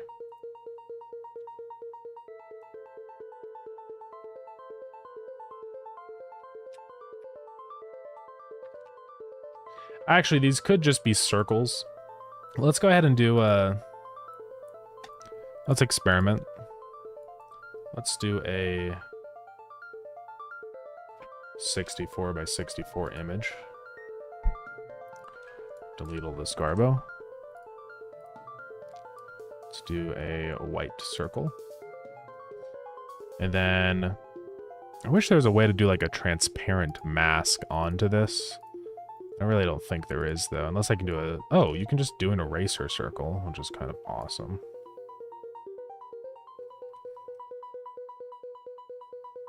Let's do 46. Things are definitely wobbling around quite a bit. I feel like that's not a perfect circle. Why can't I just... I'm gonna have to like know my exact coordinate I need.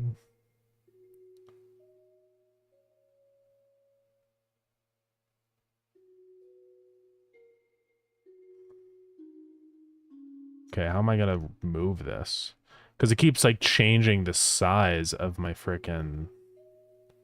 It's really annoying. Okay, let's just do a grid so I can see. If it's a 64 grid, then I should be able to just do 32. Yeah, check that out. Let's do larger then, like 48.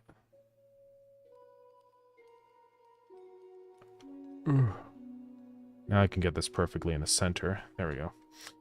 It is a little funky. For some reason, the circle tool in Credit kind of sucks. It's annoying. But it's good enough for now. Now we can call this circle. This is probably the BG, actually. Background.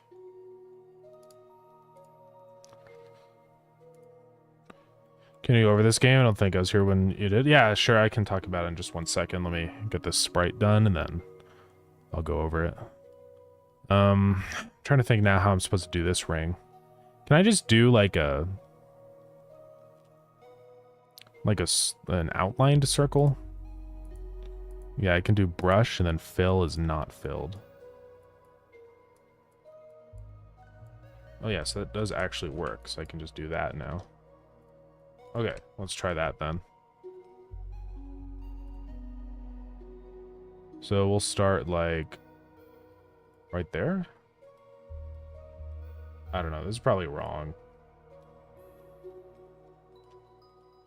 What I need to do is start with the progress first and then build up the background. I think that's going to look better. So let's start right there. Boom. Save this as... let's go a little thicker with this, though, actually. It's a little thin. Let's go up to your...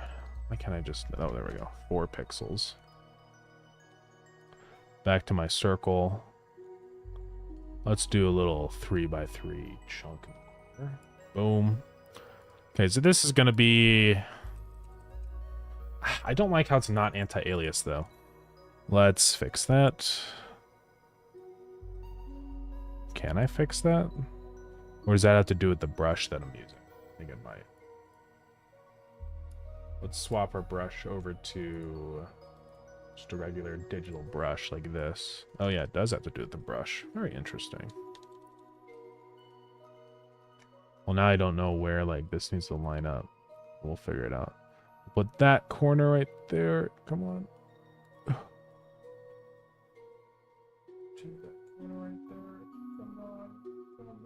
Boom. Okay, so we're gonna save this as circle progress. And then we're just going to do a... I guess it's another... No, it's not going to work. Can I, like, expand this? I think maybe in, like, enhance or something. I thought there was a way for me to make it thicker. Blur. Maybe we just make it black and just blur it out. That might be the play.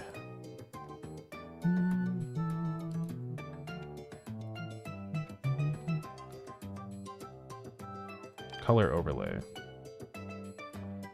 Make it black. And let's do divide. Let's do normal. There we go. Now I can just say filter blur Gaussian and do a small. That's probably too much. Let's do like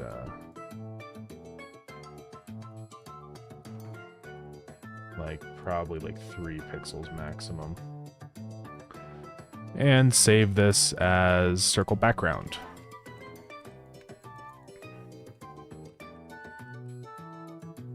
Boom, boom. All right, check it, guys. Close Starground.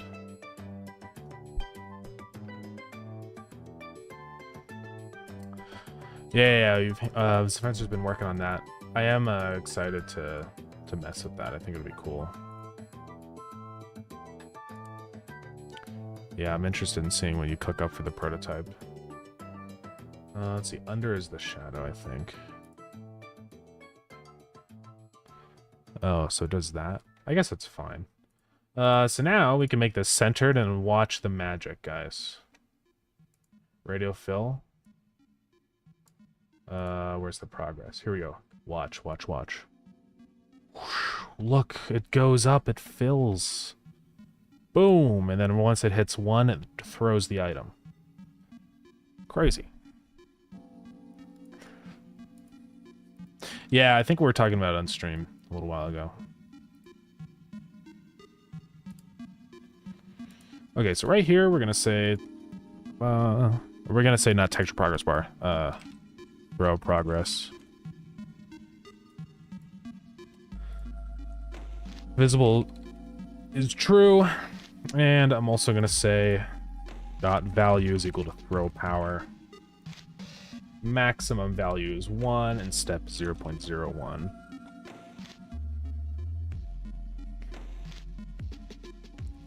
Otherwise, right here when we drop it, now I'll just set it to visible false somewhere in here.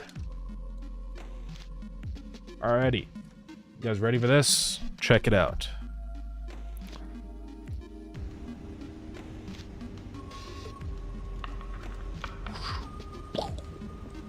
Amazing.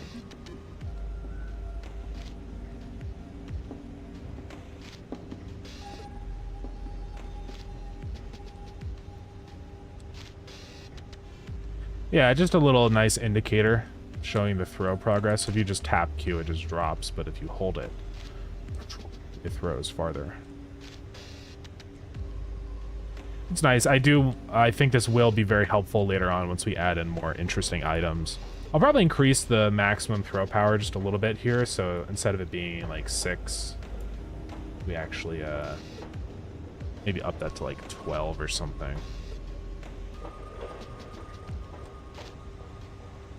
Ooh, so it should throw way harder now. Oh yeah.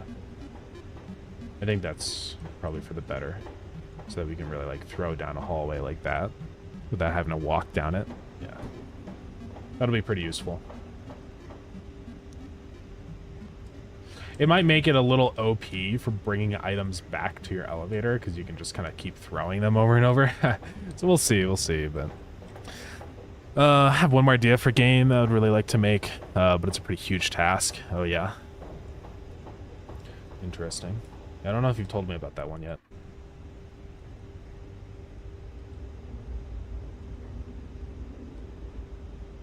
I don't know why these rovers are, like, vibrating like this. It's a little odd. I'm using Jolt, right? I'm pretty sure Jolt now is the default.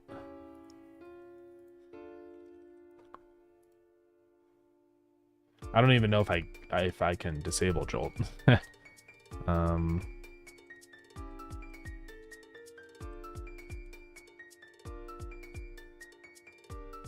Oh. Well, I'm just gonna set it to Jolt just in case, but it should be the default, I think.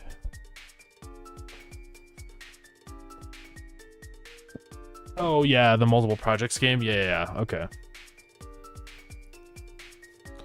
Oh, was that number rapidly counting up in the debugger? Oh, was there? There might be a problem then. Oh, that's just whether I'm crouching or not. It's nothing. It's just saying true. That's just how many times it's printed out because I have collapse mode on. If you turn that off, then it just does that. But whenever you don't have collapse mode on, it tends to like stop reporting things properly. So I'm just gonna get rid of that print statement there. All right, so anyways, you're asking, Kangles. Yeah, let me go over the whole concept of this game and stuff. So this is going to be a horror roguelite game. A horror survival roguelite. The whole idea is you're in this elevator. This is kind of your home base.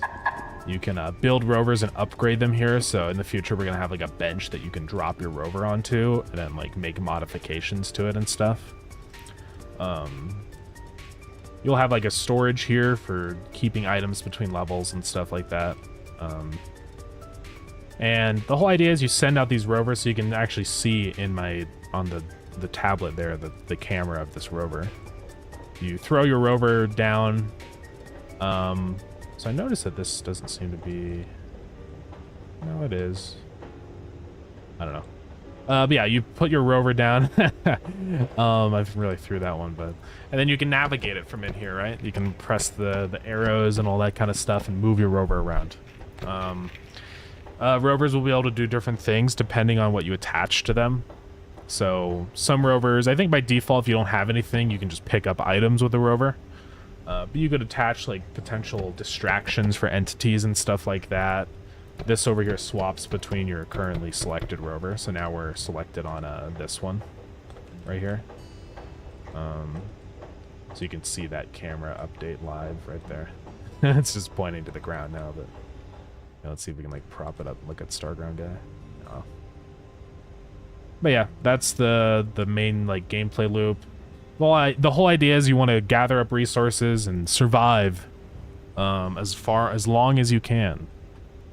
Because you're going to be constantly needing food and water to like continue on to the next levels, and each level the entities will slowly become more and more active and dangerous.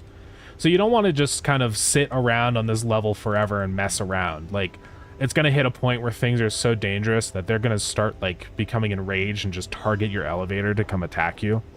So you do want to eventually like decide, all right, it's been long enough, let's get out of here before things go bad. Stuff like that. But it also has like some FNAF elements, I would say. There's some like, occasionally a monster might run by your elevator, so you have to like shut off the power and hide under your desk and stuff like that, like this. And hope that they don't see you.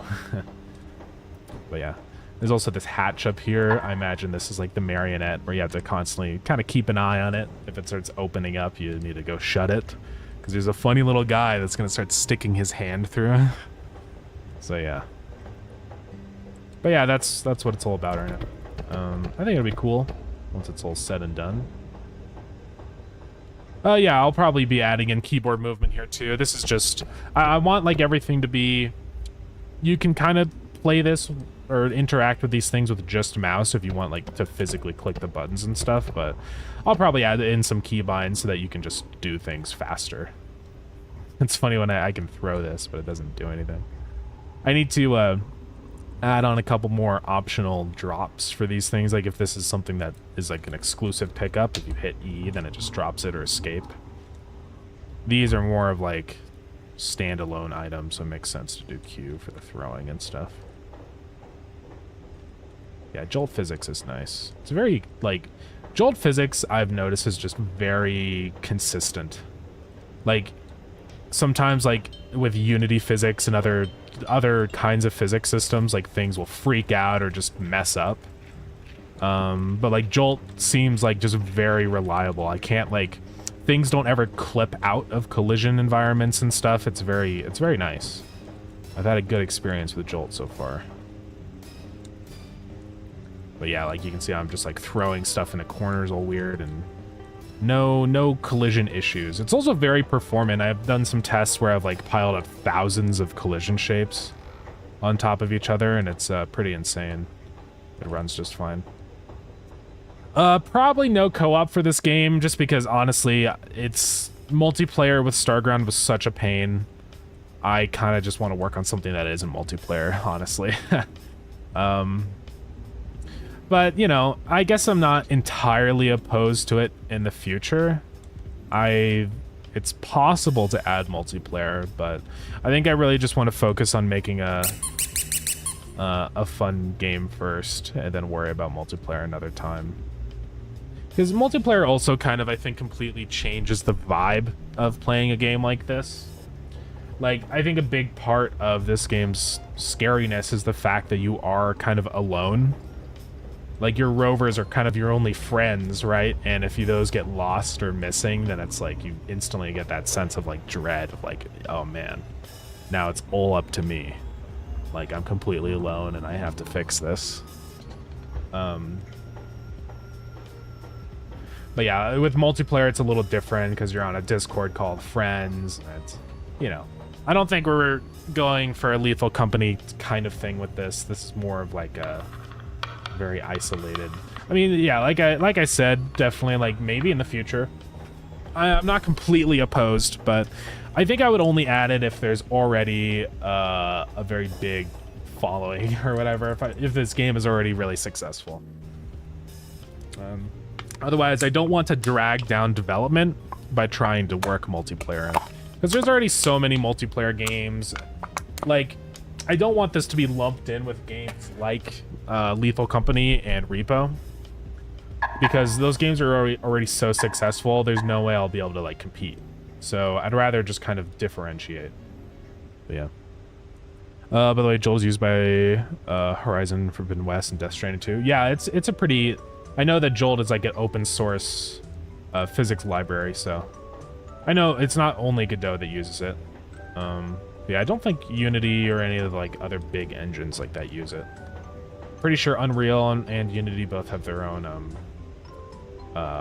implementations, but yeah.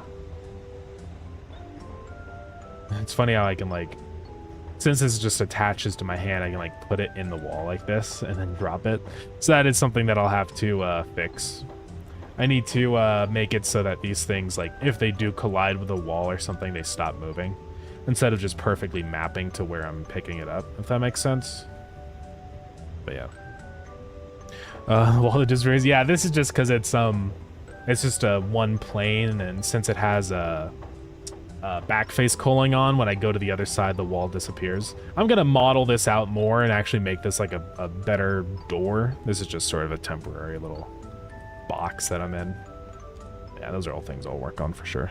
And yeah, I think the rovers will take damage, or I don't know if they'll necessarily completely break apart, but one system we do want is like energy.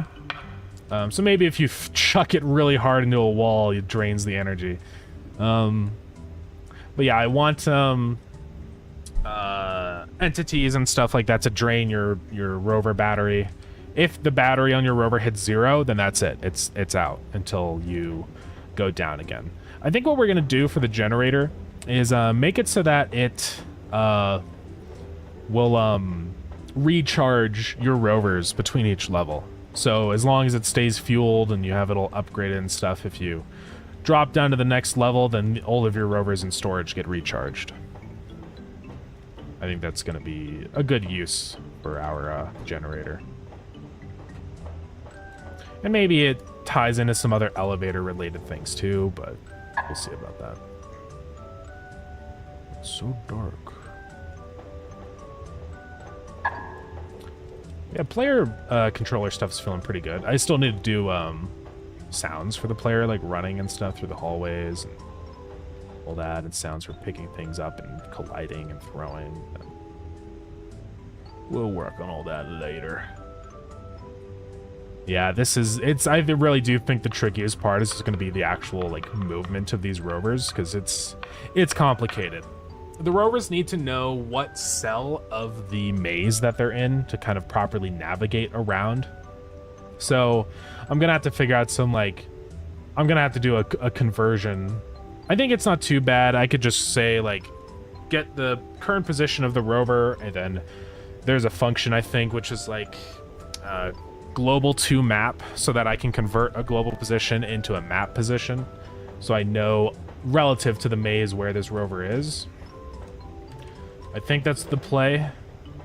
And then from here, whenever you like move, it'll just kind of align itself to the center of the grid.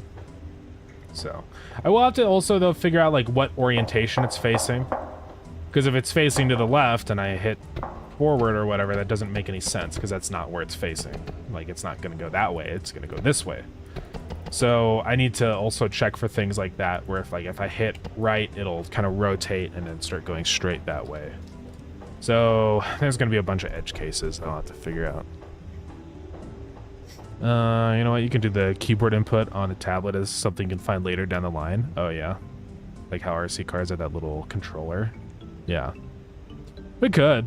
I don't know. We'll have to see. I mean, it would be. It's definitely a possibility to make it like an actual upgrade.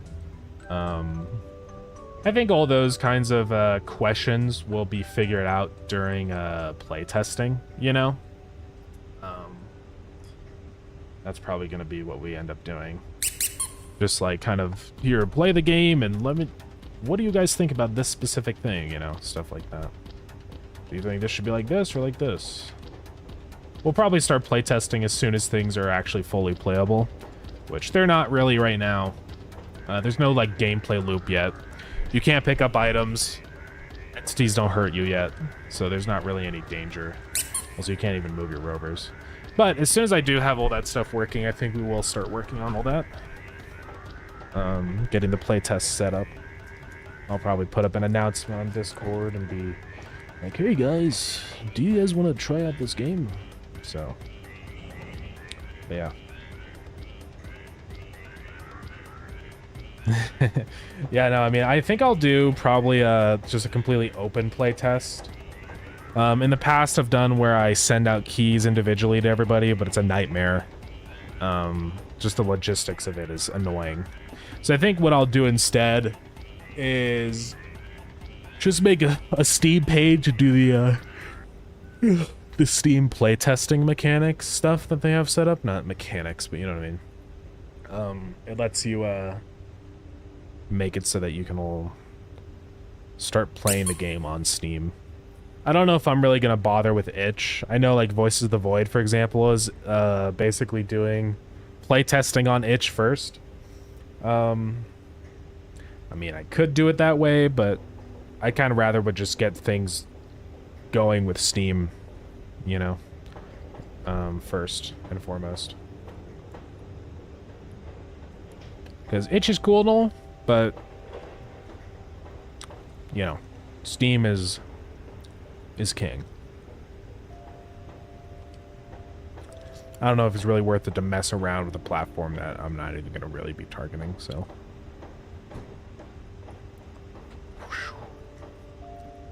Let's go say hi to one of the monsters.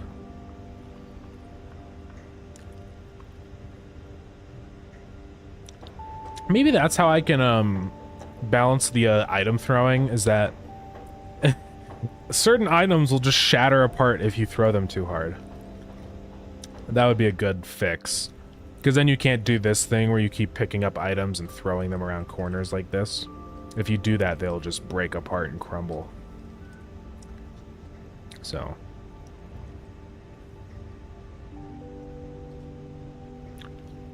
because I do want people to have to like really commit to an item if they're going on foot, which hopefully they don't ever do, but to like pick something up and say, okay, this is what I've decided to pick up, now let's go back to the elevator. I don't really want people to ever go on foot very often, and going on foot is kind of like a last-ditch effort. Something you should only really do if you've messed up really bad and have to go on foot, you know? So.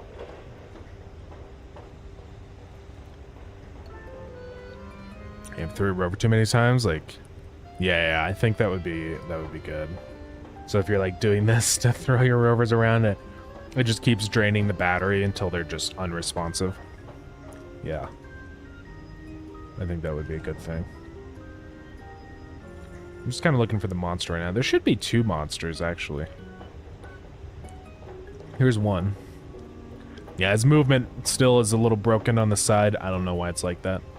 I think it's just something to do with the velocity stuff. We'll fix that. And then that movement's fine, though. Get away from me. And there should be another guy. I think, is that him at the end of the hall? No. The thing is hideous? Yeah. That's good. I didn't draw the horse, actually. That was drawn by Delirium/Zach. They're kind of basically my co-developer on this project now. But yeah, it's me and them. I'm doing all the programming and stuff, and they're gonna do all the like entity art. No, it's not Hawaiian Shirt EXP. It is Delirium, different person. They do a lot of like the art for Starground and stuff that they have in the past. Like all the Steam art was drawn by them. No, it's all good. But yeah. It's, I think it'll be a good way to kind of break up the workload. So that they can focus on doing the drawings, and then I can focus on all the more technical parts of the development. Should make it go a lot smoother, I think. Where's this other guy? I might be going the wrong way. I might have gotten turned around. Oh, no, there he is. It's funny how he just moonwalks. It's not supposed to happen. Yeah, it's something with his velocity vector I think is broken. I might have to like invert his velocity vector so that on the sides he moves the appropriate orientation. I'll figure it out. Should eventually hit a dead end over here.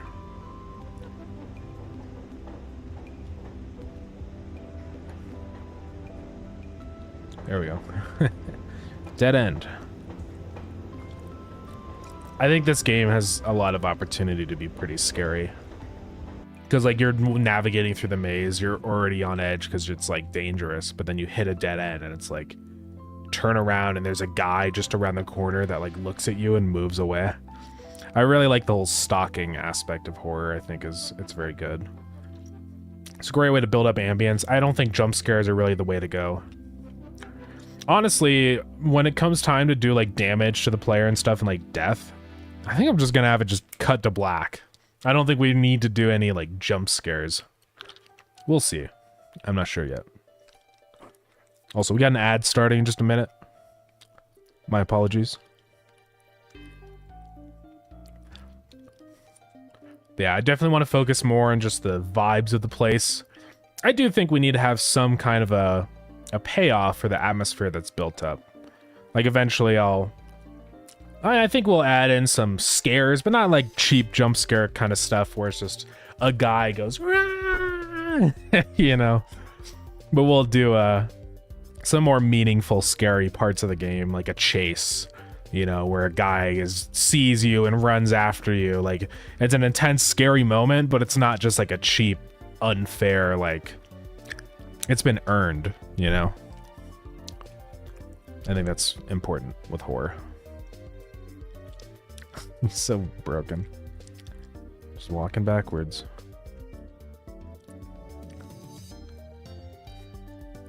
Anyways, I'm not gonna walk through this whole maze. It is really cool how I can just activate the camera thing on Godot and just like do this and look at the whole maze. It's really hard to see the entire maze like this because it's all black. Like, can you see anything actually? No, it's just like completely invisible. Yeah. I guess it's because the outside of the mesh is just obscuring the lights. Yeah. Okay, never mind. Not as cool as I thought. But if I activate that other directional light, then we can see everything.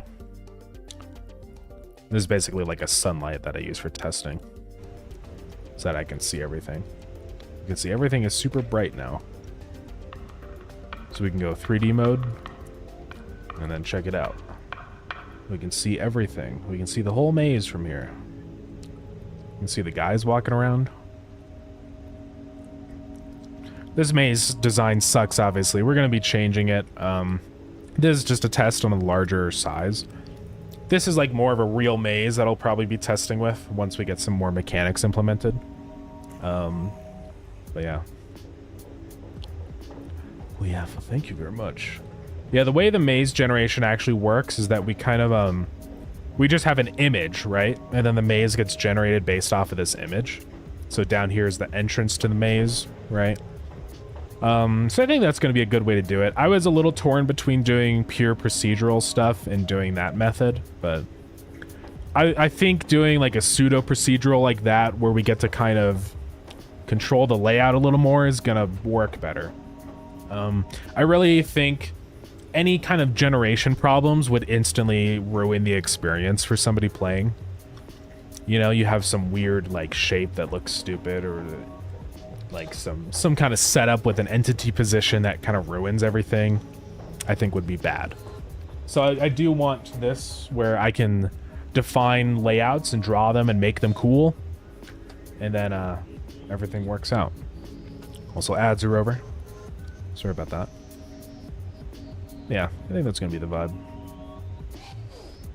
Yeah, it is really weird how this guy just doesn't. Oh, well, technically I can't test it here because I'm not the player. Like, it still is rotating according to this player's position over here, so you can see the mesh of the player now. Oh, God. What? Oh, E and Q goes up in this mode? I didn't even realize. Very interesting. So I can, like, look at something and just kind of go up and down a little bit. You can really look at things in detail. We get super close to them. Well, relatively close. Until we hit the clipping plane distance. I need to modify all these textures. I think they're too high fidelity. I think we're going to go more for a low resolution texture look. All the dithering and stuff. Not like ultra low resolution textures, but I think probably something similar to how Voices of the Void textures are. Where they're definitely pixelated, but they're not like super pixelated, super crunch. You know? I think this is a good balance between the two. And I think we're gonna go for more of a, less of like a realism style, but focusing more on like painterly textures, right? I think that's gonna be what we're gonna do. We're probably gonna be hand drawing or hand painting a lot of textures, so it's gonna be a lot of work and it's gonna be annoying, but it'll look cool, I think.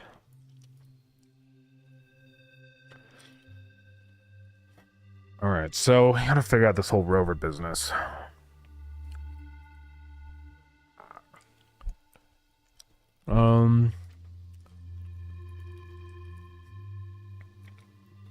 Yeah, we gotta figure out how to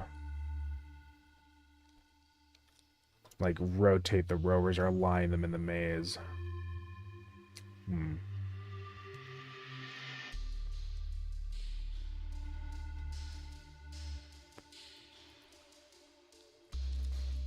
Because, yeah, right now when we put the rovers down, they're just whatever they were. I think I'll just make it so if you do have, like, if you focus in on one of the rovers on the console, it just starts to snap them. Just so we don't have to do some super weird logic of, like, you know, the rover scanning its environment and understanding its orientation and being, like, we just check, okay, what is the corridor? What are the things around us, and just snap to whatever it is. It's gonna be way easier, I think. I don't really want rovers to ever snap to one of the four-ways and stuff like that, or even the T intersections. Because I want those ones to kind of act as like transitional segments. So that might be probably one of the challenges. So here, if I like create a little whiteboard so I can draw this out. Because the way I imagine it is like, okay, we have, these are vertical corridors, right? So it's like this, and then we get like a T intersection. Like that. The rover's moving along, it's pointing this way, right? It's going, and then it gets to this one right before the cross. You're gonna see like a screen kind of like this, you know, where it's like this, and then you can see like the other corridors go in a different direction or whatever. Something like this. I'm terrible at drawing, but you get the idea. And then there's gonna be like some openings up over down there, right? So you kind of get to decide like, all right, do I want to go through those other holes? So there's going to be like these arrows will light up so you can turn to the right. Or you can just press this one and keep going straight. So probably something like that. I don't know. It's going to be tricky. Unless I just kind of get it set up to where in the center of that room you can kind of tell that it's a four-way. Maybe that would be easier. Where like you can go into the center of the four-way and then just press the other button and it just kind of rotates to go that way. So maybe these side buttons never actually physically move you, but just act as a way to align to a different direction. That might be better. Yeah, these are the complications of how this like rover movement stuff is going to work, right? It's not that easy. I think we'll have a function called align rover so that it gets pushed to the center of the room.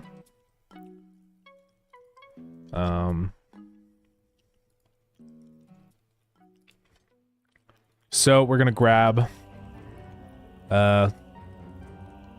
global dot world dot grid map dot global to map or something like that. I had to figure out how grid maps work here because it's not quite the same as a tile set. But yeah, right here we can say local to map. So local to map, since we will have to get the position, which is fine. We just say now this to local global position. So we say var local position is that. Now we put in local position to map, and this is our map position. Right there, boom. I'll actually make this a function really quick called function get map position. Just be easier. Let me just say return this.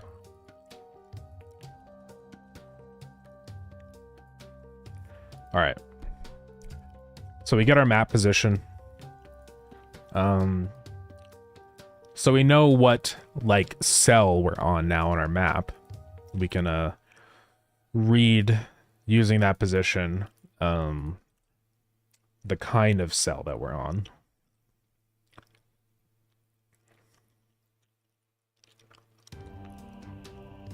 I mean, maybe we'll just have all the other buttons just for rotation, and then just the front button for movement. Might be the best way to do it. But yeah, we got this map position now. We're going to convert this back into global. So now we're going to say map to... There might be a map to global function. Let's see. Oops. God dang it.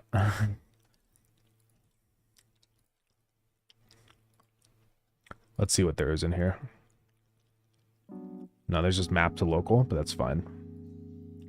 So we say map to local of our map position. And then we say dot to global. right here. And we have to do that on this, so we say to global like that. Now we say var center position is that, and we can use that to snap our rover.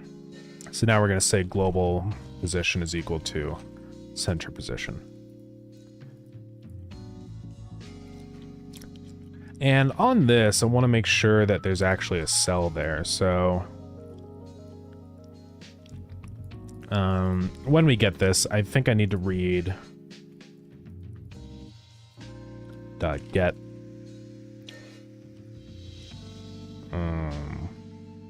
Let's somehow check if there is a cell.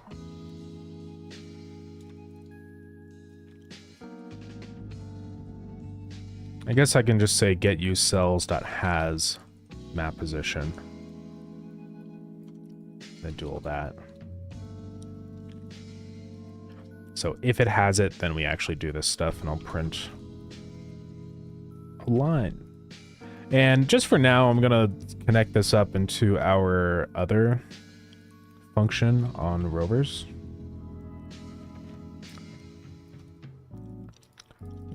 Which is capture image. Just so it runs somewhere. All right. We're gonna see if this works. No idea what's gonna happen here.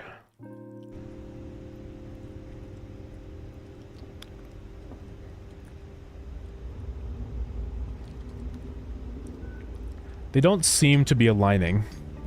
It is throwing errors in here, so it's probably just...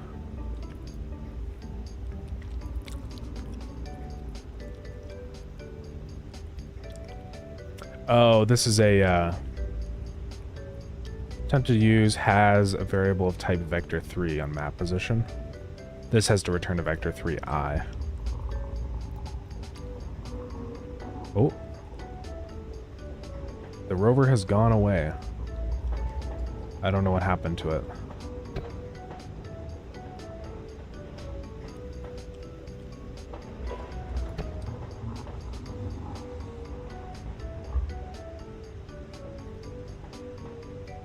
Okay, it's kind of aligning. It did align. I think one of these, that other rover went out of the world or something. And see, it's a little quirky.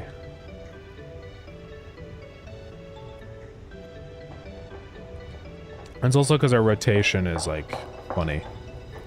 So let's also, in align rover, say vector 3.0. That should stop from rotating now.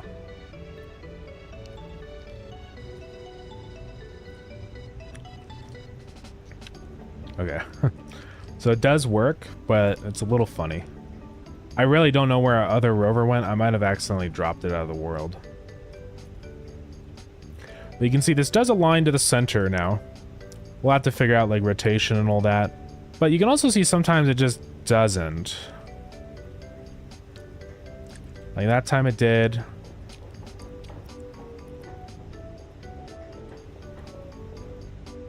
It's like, I think sometimes it gets a position that's not actually a, like right there. For some reason it just doesn't do it.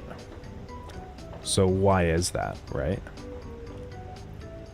Is it because it's getting like a map position that isn't valid? So it's getting 9.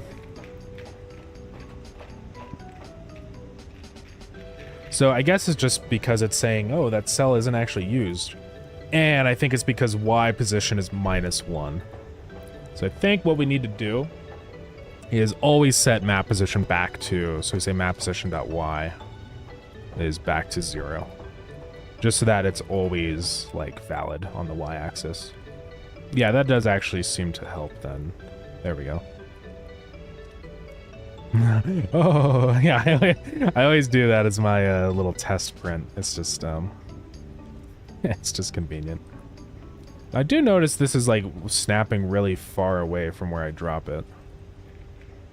Because I, like...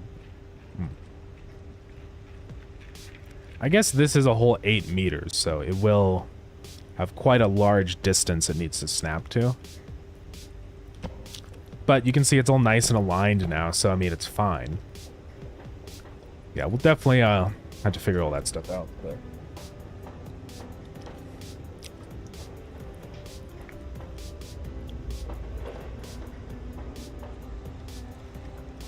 you know, I don't even know if we need the down button anymore. I'm thinking about how this rotation stuff is going to work.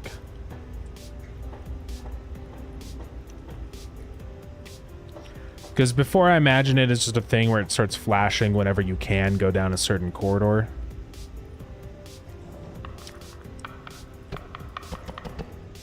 But I'm just thinking about that more now. Do I actually want that to work like that?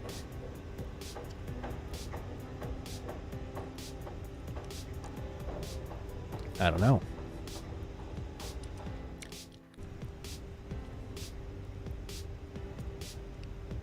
Because the thing is, I would like players to be able to kind of like scan their environment too.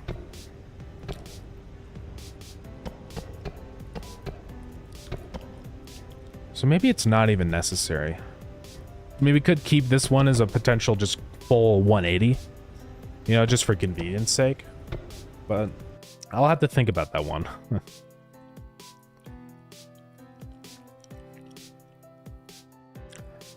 All right, so for a line rover, we're going to have another thing, which is var in motion is false by default.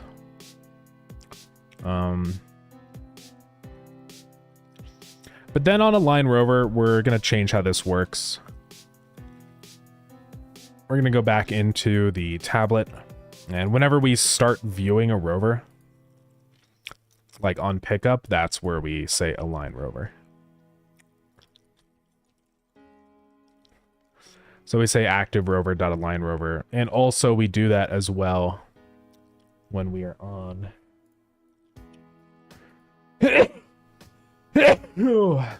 Excuse me. Whenever we change the currently selected rover, so on select rover. So align rover. I guess this is mostly good to go. But we're going to make this a tween instead of just instantly snapping. So we're going to create a new tween. Call this var move tween. Type tween. And then on a line, let's do all that. So we're going to say if move tween,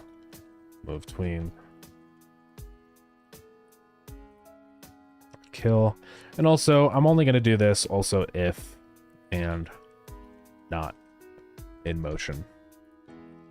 So we're going to say move tween is equal to create tween. And then we're going to settle the properties and everything, right?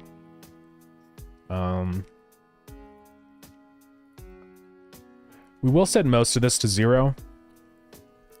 So here's what we're going to do.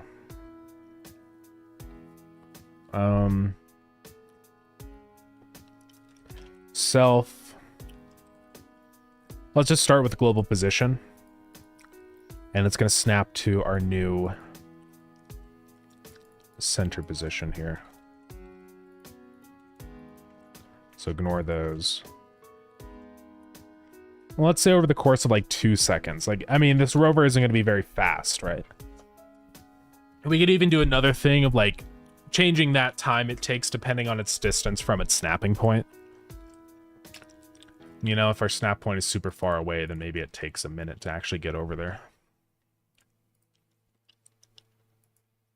We could do that. Let's say distance to center position.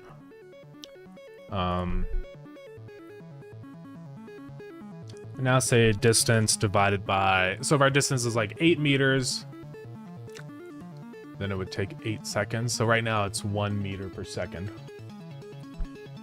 So we can divide that by 2, so it's 2 meters per second. That'll probably be okay. All right. And then the other thing that we're going to do is also tween our, first off, say... Actually, we're going to tween our rotation first and then our position.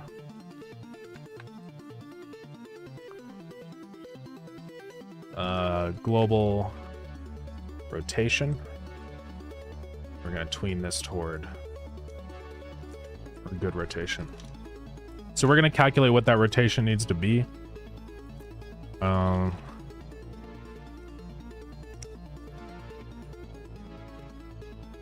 Let's say aligned rotation. So X will be 0, Z will be 0. The only thing that might not be 0 is the Y.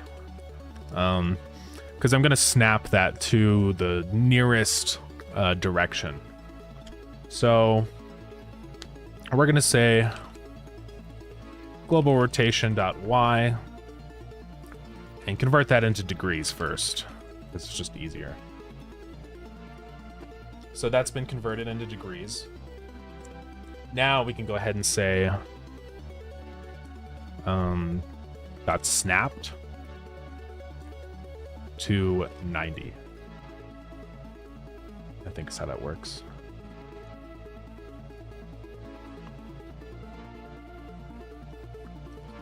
Vine snapped and float. Oh, it's like snapped F. What is it again? It's like snap F. Snapped F, yeah. Should be it. Oh, does this take in X float and step? Yeah. So we just say this like that. So that'll snap it to the nearest 90 degrees. Or honestly, I guess we don't even need to do this. We can just do this and then snap it to the nearest pi divided by 4. Or really tau divided by 4. All right, so that'll get the aligned rotation. Then global rotation, we're gonna tween it over to aligned rotation over the course of like 1 second. And then after rotation, we're gonna say move tween dot set ease in out, and then set transition. Let's see, which one do we want to do?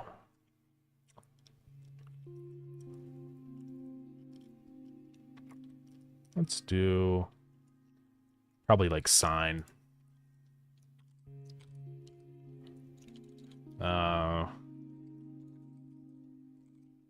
Transition sine.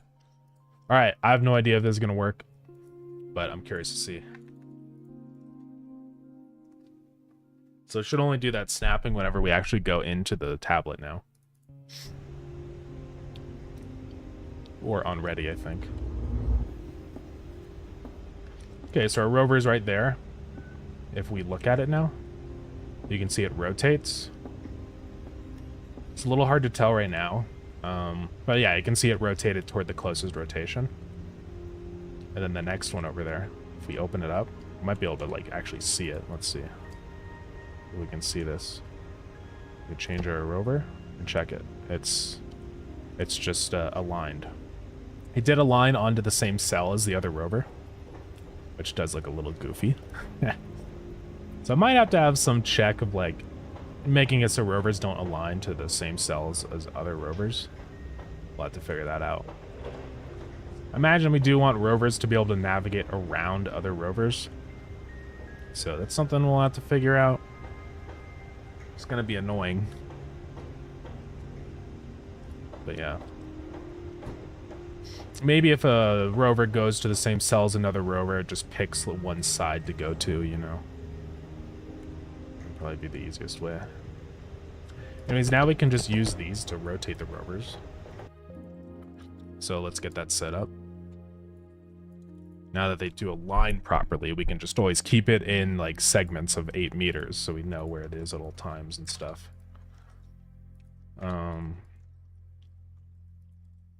So since we know where it's aligned to, we can say up here, var current map position. or say like is equal to vector 3i.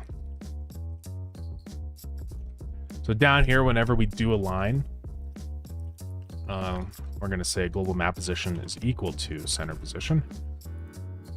Also on here, we're going to say in motion is true. And at the end of all of this tweening, dot tween callback function in motion is false, so that other things can start moving again.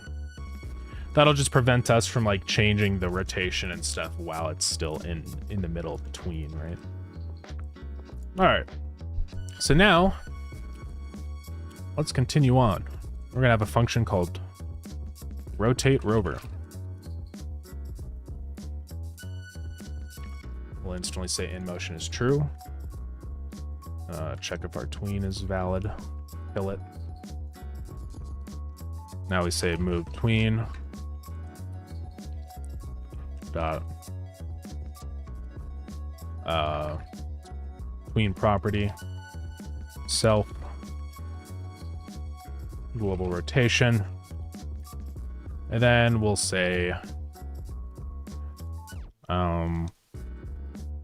amount and dir, which will be a float.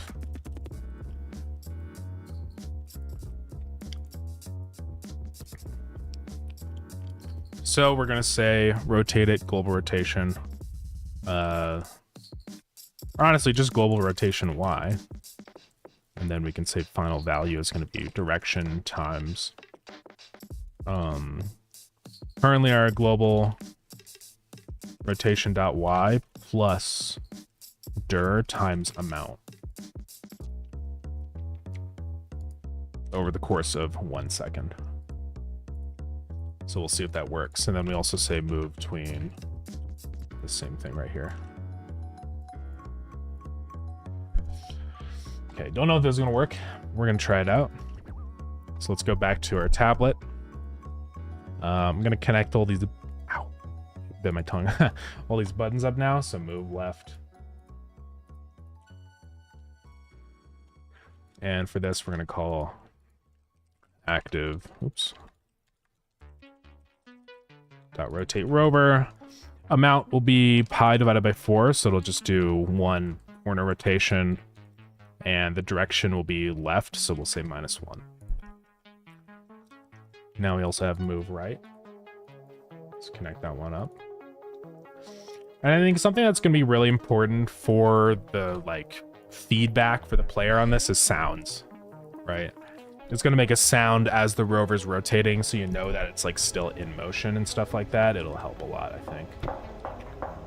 So it looks like the rotation was the wrong way. Also, divided by 4 is not enough because I forgot that tau is, or I mean that pi is already half. So let's do that. And it's also inverse, so let's swap these around. Let's try this now. Oh, that's a nice one to fix. Check it out. You can see it rotate over there too. So it totally works. Yeah, it works pretty well. Just does its thing and rotates around.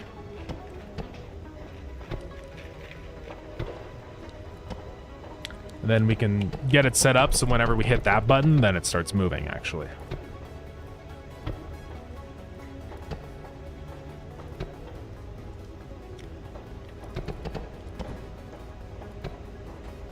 And that one, we might do like a, yeah, like we were saying, a 180, right?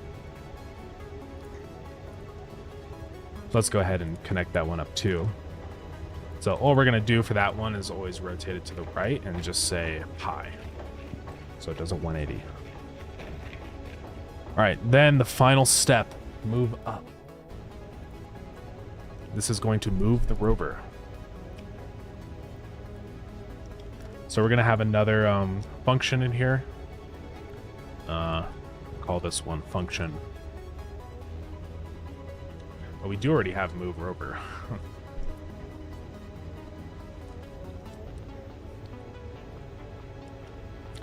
Oh, this is not inside of the rover, though.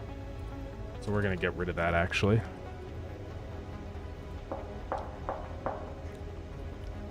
And then go into the rover. And add another thing in here. Function move rover. And all this is going to do is just move it right in the direction of where it's facing. Oh, and also before we do this, we have to say if in motion already, then return. So it doesn't do anything. So this is going to modify global position. And all we're going to say is global position. And we need to get like our rotation vector. I think that's what's going to matter here. And we'll see over the course of 4 seconds or something. Maybe a little faster than that. Also, hey, Ezra, thank you so much for the raid. Welcome in. How's it going? Yeah, what's going on? What were you up to today on your stream? So let's see, we're going to say global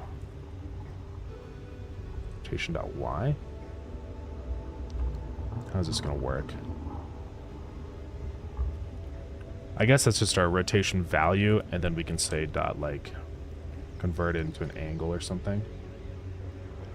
Or we can just say vector 3 dot right dot rotated toward that value. Oh, and we also have to say the vector that it's rotated on. So 0, 1, 0 on the y. It should work. All right. Yeah, welcome in, everyone. Go well. Just finish up some final touches for my alpha test version. Awesome. Oh, yeah, Dread on arrival. Our first merch design. Let's go. Yeah, thanks for dropping the link. Let's check this out. Oh, let's go. Yeah, you got merch stuff going on now. That's sick. Yeah, it's cool stuff. Not Starground today? No, we're actually working on a different project. The working title for this is Maze Game, but it'll be, you know, changed to something else. Starground merch when? I don't think there's enough people that would actually want to buy it, you know, for that to work out. So probably never, but maybe one day. Yeah, anyways, this game, for anyone that hasn't seen it yet, working title, Maze Game. It's a survival horror game, also a roguelite. So the whole idea is you've got these rovers that you control. We're just getting that stuff set up right now. You can hit these to kind of navigate and move them around. Let's see if this works. Okay, that doesn't seem to do anything. So I don't know why. But yeah, you move these rovers around. There's going to be these entities, as you can see, that guy over there, that walk around the maze. They're evil, spooky guys. You don't want to mess with them. You send your rovers out to collect items and bring them back in, and try and survive as long as you can. And after you each finish each level of the maze, you descend down into the next. So yeah, that's going good. Man, I mean, that's true. That's true. Maybe one day. I'll have to see. There's got head out. See you around. Yeah, sounds good. Thank you so much for the raid again. I do really appreciate it. Have a good rest of your night. So yeah, this button doesn't seem to do anything. I don't know why. Oh, probably because it isn't even calling move rover. So let's fix that, shall we? Oops, I messed up everything. It's gonna crash. It was okay. It didn't crash.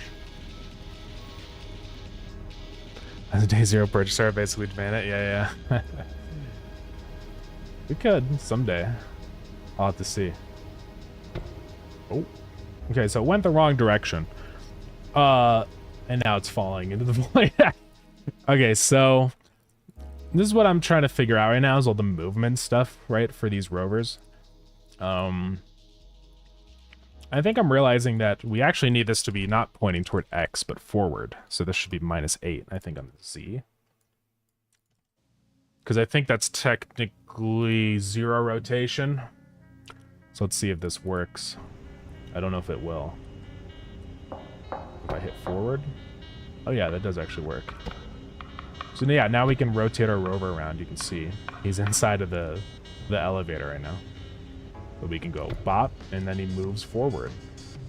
And he should always stay aligned to the grid. Yeah, it looks like he is. Did he move? I don't think he moved. Oh, now he moved. That's a little weird.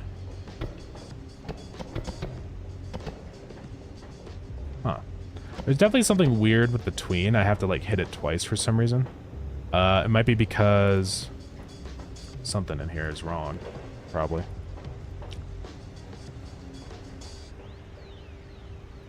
Vector 3.forward. Oh yeah, we could just do that ×8.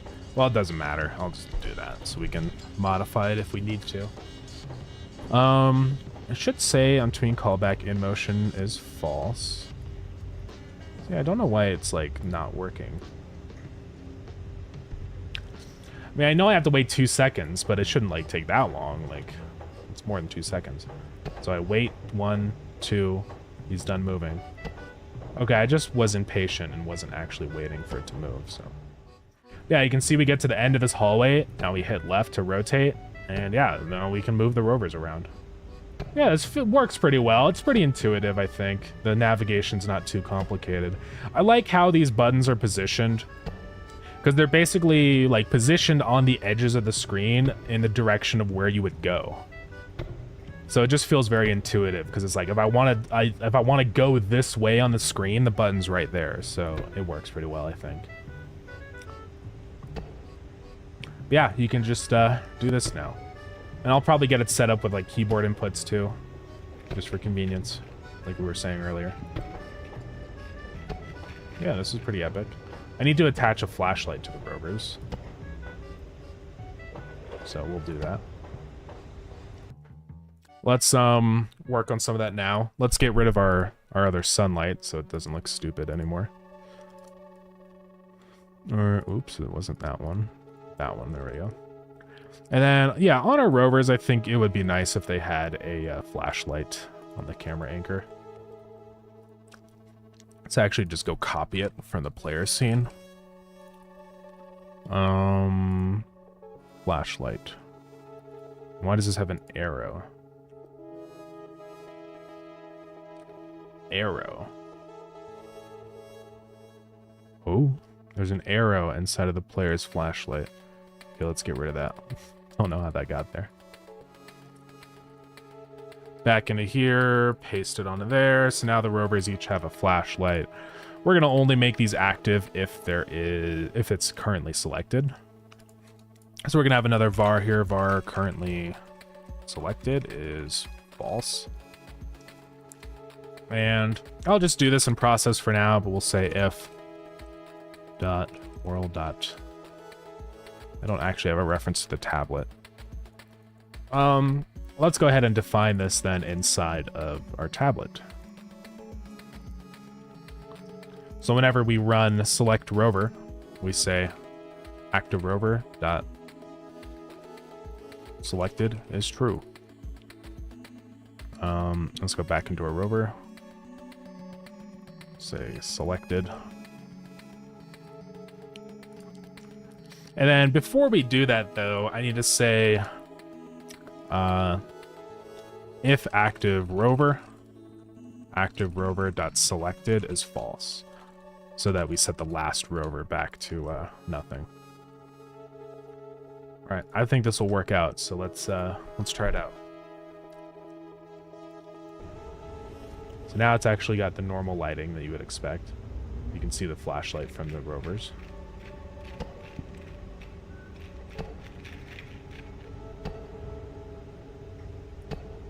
Yeah, it works pretty well.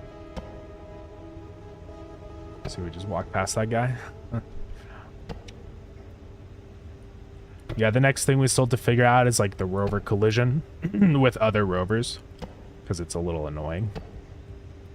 But we'll do that. Hey, Ryan, welcome in. How's it going? How are you doing?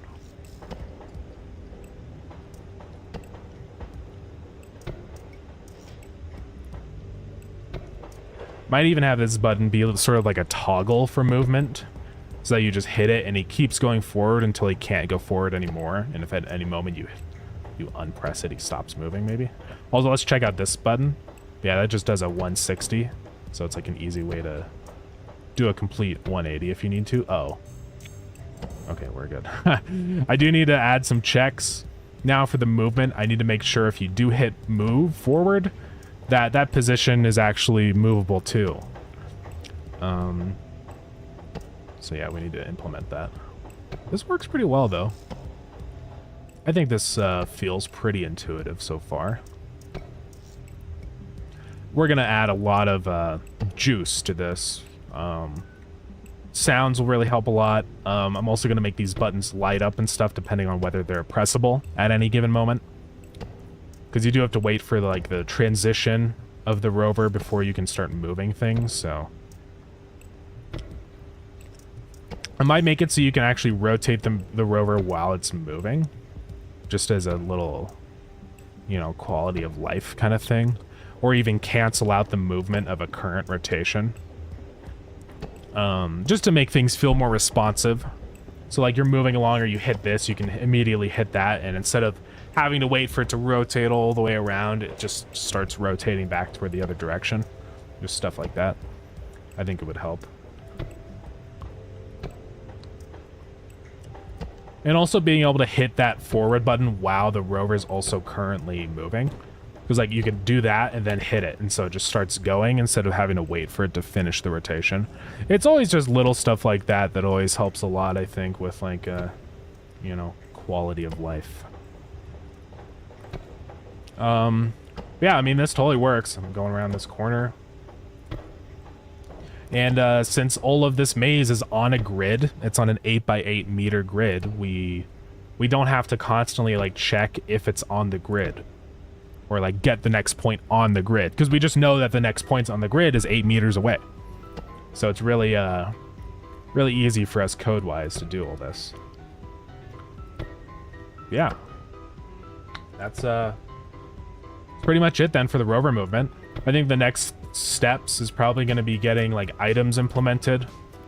Getting the interact button over here working. So just all that kind of stuff. And I might tweak the FPS of this camera and stuff more. Right now, the FPS is pretty low. I think we might potentially make the camera something that's upgradable. So you start off with this really low FPS, but you can upgrade it to something that refreshes faster. So it's a little bit easier to navigate your rover around. So I think that would be nice. Oh. I messed up. I rotated twice. I shouldn't have. And when I accidentally do that, the rover falls into the void, so it's dead. Okay. But yeah, it works really well. Honestly. It's neat. And I'll do some other checks, like check if the rover ever becomes like if an entity picks up the rover and smashes it on the ground and now it's upside down, you aren't able to move it anymore and stuff like that. Just kind of making sure that the rotation is what we expect and that it's actually aligned and working. Yeah. Cool stuff.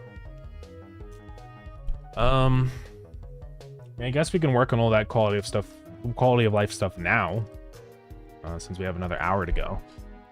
So I think I'm going to separate the movement tween and the rotation tween. So we're going to save our rotate tween. That way we don't have to wait on the other one. And I don't really need to check if in motion. I can just check if the tween is active. So it would simplify a lot of this code. So I can just say if move tween right here, I can say like is running. Then we return. Because I don't ever want this one to be able to like be ran twice. So we're going to do that. Then for all this rotation stuff, we're going to have to tweak this a little bit. So yeah, we're just going to make it so you can move and rotate at any moment that you want. So there's no like waiting around.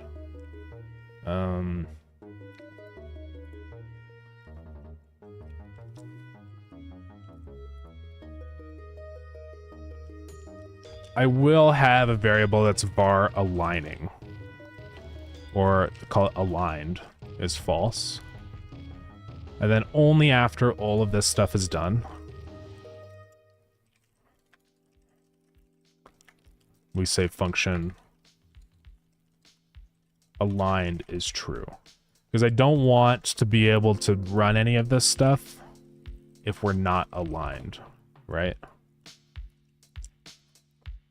And that's it there. We don't actually need this function anymore, this move function. This is from a bygone era. So we're going to get rid of that.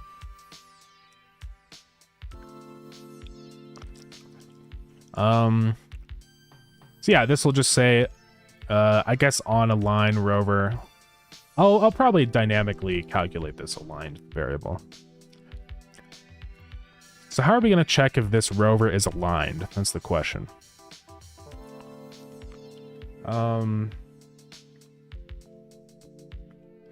I think really if at any moment it's not on the floor, it instantly becomes unaligned, right?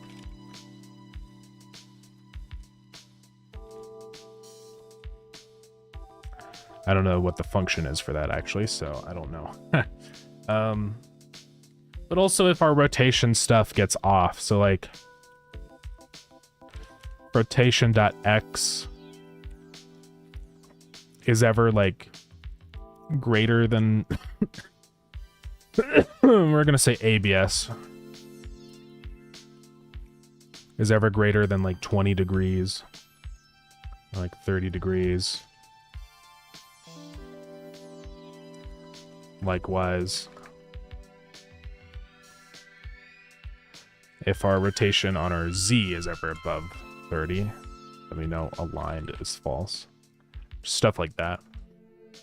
Because that'll mean that our rover has like flipped over, like it's on its side or whatever, just not properly set up. So yeah, that should work. So that's it for that. So back to the rotation stuff, I do want to make sure that we can change these at any moment. So the thing is, though, is I'm going to have to like reset the current. I need to know what the actual target rotation is instead of just grabbing the current rotation, because that's going to be a problem, right? So let's say var target rotation.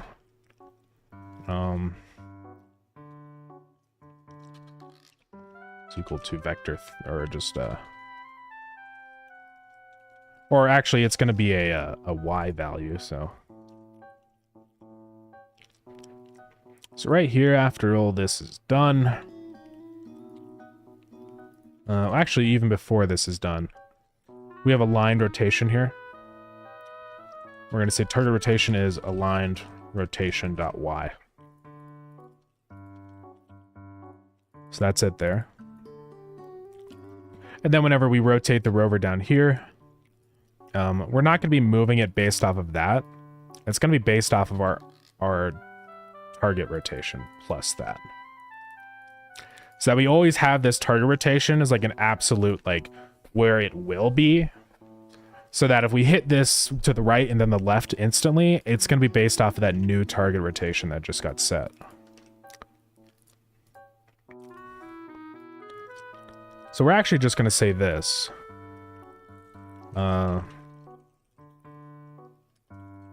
Plus equals that. And then we just snap this to target rotation. Pretty straightforward. So let's go see how this feels. And also, just right now, as a... just to make life easier, I'm going to increase the refresh rate of our camera. So FPS right now is set to every, you know, it's set at like 0.01. So this should update the frames way more often. So we get a smoother view of this. Yeah, it's way better. So now if I do like that and then hit left instantly, it doesn't actually seem to work for some reason, which is interesting. I'll have to figure that out. Yeah, movement should all be good. I do want to, I think, make movement like a toggle switch. Whoa. I don't know what the heck it's doing.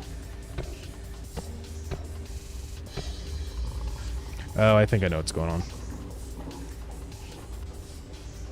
Let's go back to the rover. It's because our values are getting stupid.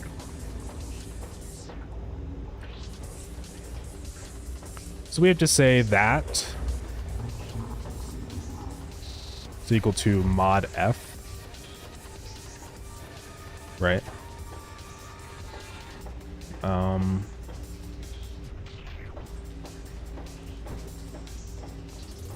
I think this will work.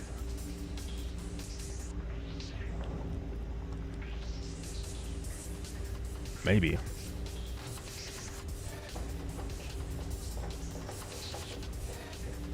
I'm just thinking how this is going to work. It's going to cause issues, though. Yeah, I mean, why does this freak out, I guess, is the question. That's what I need to figure out. Oops. Whenever we rotate the rover, I'm just going to go ahead and print out what is our current target rotation. So I can prevent this from freaking out.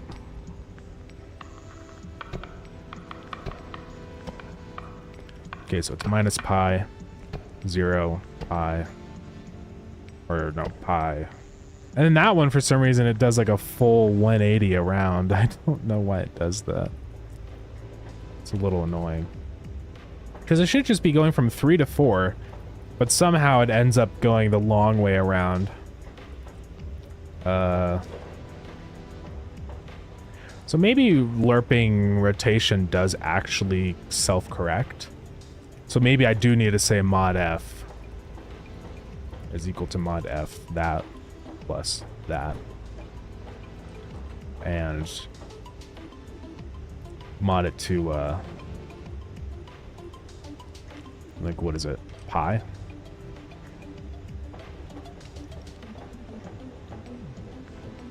Or F mod or whatever it is. We'll see if that fixes that rotation issue. Okay, so it's a pi, that pi, and then once it gets there, it goes back to 0. So it doesn't really work. Because it keeps going back to 0, which is not correct.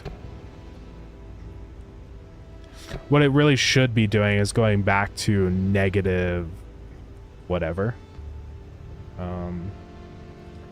How can I fix that? I need to, like, somehow create my own rotation function, I guess.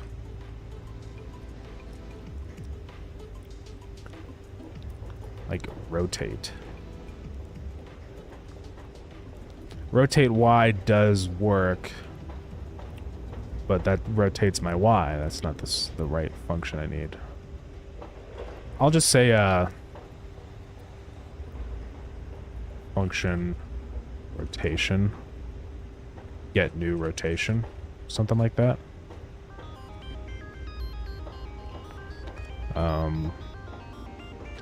Give me 1 second here, guys.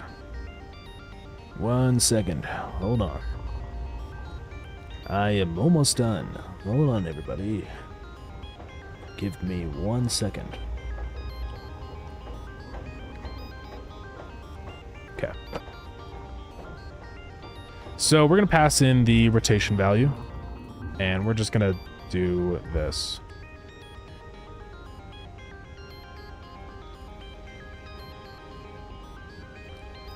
All right. I think what we can say is just if rotation is greater than I, we say return rotation minus pi. And I think that'll fix it, but let's make sure. Because that's just how, like, rotation, I guess, in Godot is handled, where it kind of loops back. Okay, now it's just saying null.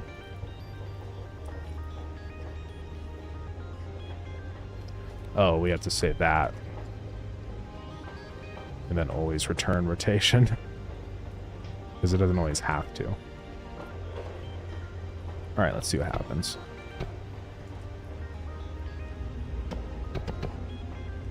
Okay, so that's minus pi, so it's good. 0, positive pi, and then it gets to pi, and this should turn into, like, minus pi. Okay, it did. Maybe it's not minus pi. I think it's actually minus tau. Let's try that. Okay, so we're at 0 rotation. Minus pi. Minus half pi, minus pi. And then minus 4. So this might work for positive values. Because we're at 0. Half pi. Pi, and then right here. Yeah, minus pi. Or minus half pi. It's confusing, guys. So it works if we're just rotating positively, but we also rotate on the negative. So it should be an easy fix, though. What we have to do is just check, like, if it's less than negative pi,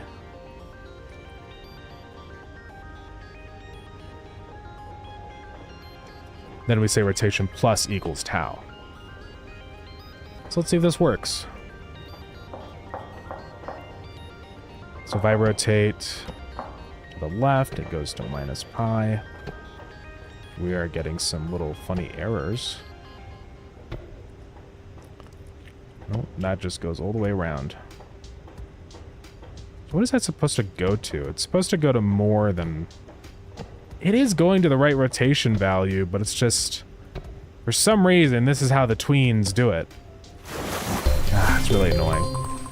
So, hey, Adagon, thank you so much for the raid. Welcome in. How's it going? Welcome in, everybody. Key Digital Seahorse. Bijukomai. How's everybody doing? We are currently trying to figure out some funny rotation stuff. It's just not quite behaving properly. I'm doing a tween on rotation, but it's like changing it weird. Thank you for the hydrate. Snooze that ad. Hydrate. I can kind of show you guys what I'm talking about here. I don't know if anybody has any ideas on how to fix this, but let me restart the game really quick. We're working on a maze game today, which is a new game I've been dabbling with. It's a roguelite survival horror game. You have these rovers you control and send out. Collect resources, bring them back, and survive as long as you can. Yeah, anyways, you click these arrows to rotate your rover view, right? And it's mostly fine, but then all of a sudden the tween like decides to just rotate the complete wrong way. So we're at half pi, 1 pi, and then if I rotate again, you'd think it would just tween over to there, but it does that. It loops twice. I don't know why it does that. It's a little confusing. I don't know if anybody's ran into that kind of stuff with 3D and Godot before, specifically with tweening. Maybe there's a different kind of like tween that I have to do or something for rotation specifically, but I don't know.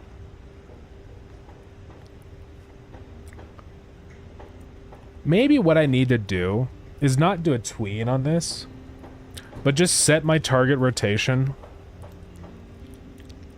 and just have the rover tween toward the target rotation. Like maybe that would be better.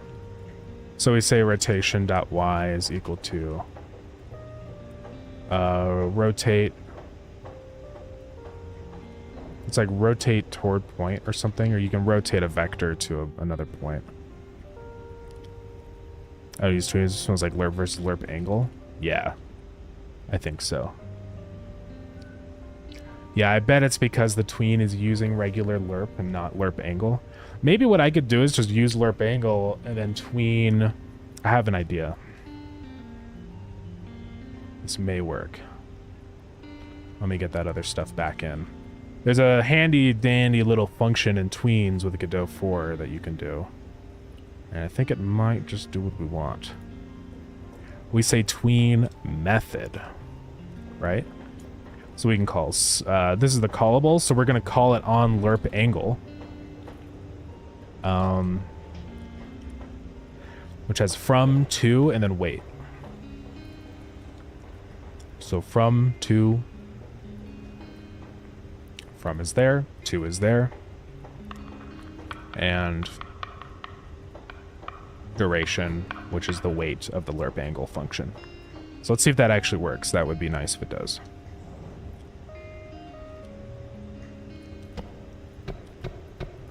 It threw some errors. I probably had to restart everything.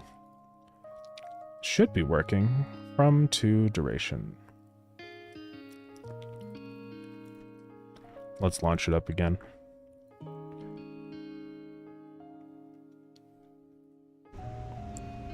Okay. It's just throwing errors. What errors is it throwing?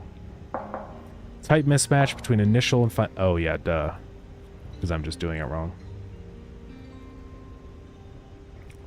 Oops, I did it wrong again. I have to say dot. Okay. I think this will work now. Ah, great. And now I broke everything because I had one little funny slip up. And now it's all gonna be sad and angry at me.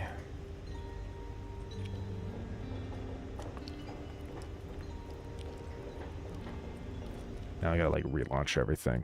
Sometimes when that happens, if you have like, if you break a reference that loops like that, you have to completely restart the engine. It's a little annoying. All right, let's see if this works. It's still not working. Why not? Lerp angle, expected 3 arguments, but called with 1. Okay. What does tween method do? Does it just send in that value? Is that all it does?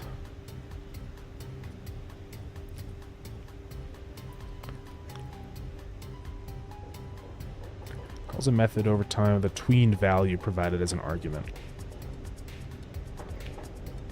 Okay, so this is what we need to do. We actually need to change this to be from 0 to 1.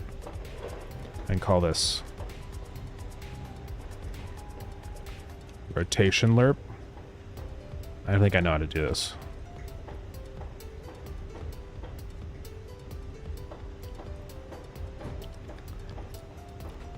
And then we're going to say global rotation y is equal to lerp angle, our y, over to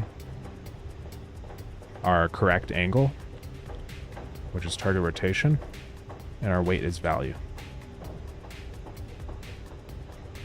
I think that'll fix it. We'll see. This is, it will lerp. So it'll kind of do that like smooth movement like that.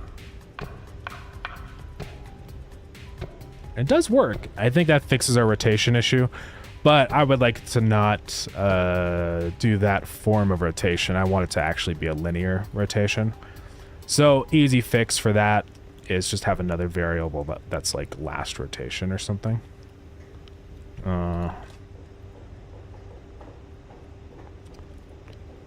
So here we can just pass in.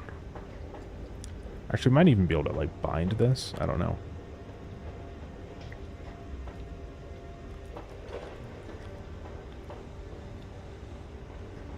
Right before we do that, we're going to say global rotation.y. All right, so check this out. We got to restart again. This should work. Also, yeah, we got ads. My apologies, guys. Snooze them for as long as I can, but eventually it just can't snooze anymore. Okay, why did that just move my rover? Oh, it wasn't aligned. Okay, that's why. Oh, look at that. It's working out. So we should be able to hit one and then instantly hit the other now.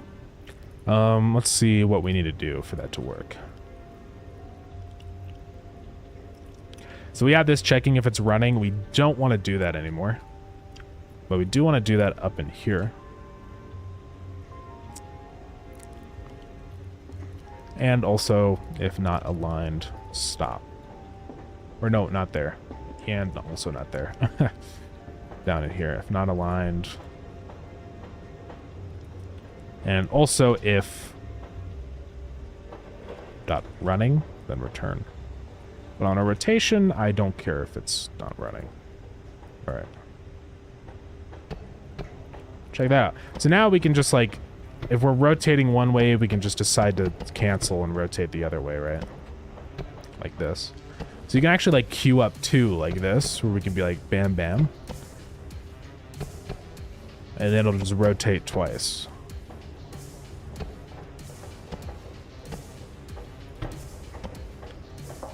And if you press the other rotation, then it'll just instantly stop the rotation from happening.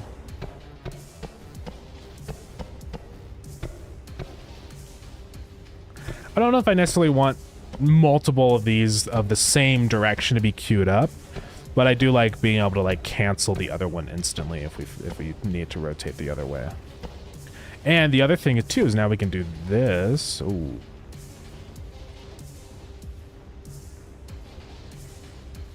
Forgot that's a function. But I should be able to rotate and then move right away. So watch this. Hit that and then boom. Yeah, that doesn't work because I have to actually say target rotation on here instead of the other one. Boom. Check it, guys. Watch this. So ads are over. Sorry about that, everybody.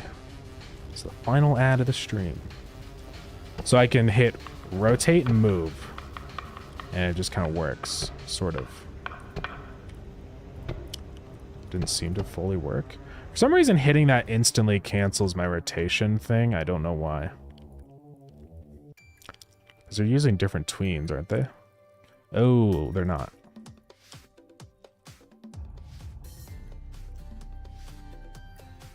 Okay, that should fix that now. That's why it would just instantly stop the rotation. Okay, check it. Boom, boom. Boom. Boom. Rovers don't move anymore. Okay. Why did it stop moving?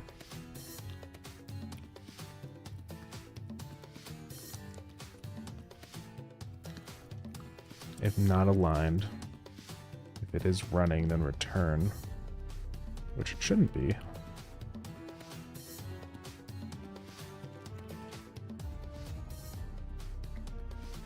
What is running?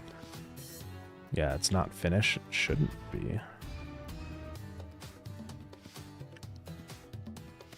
Let's see. Let's see what's printing in here.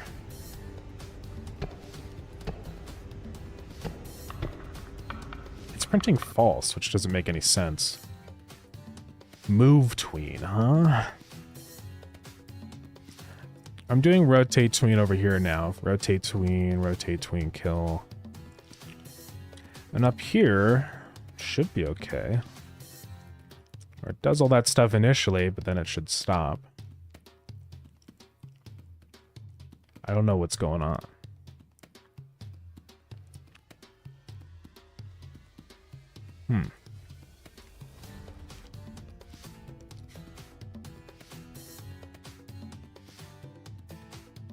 I don't know, I might just have to have a variable instead of checking this. It's not a big deal. But whatever.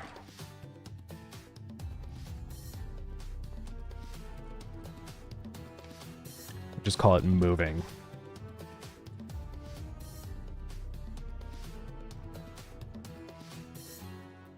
Expected end of file.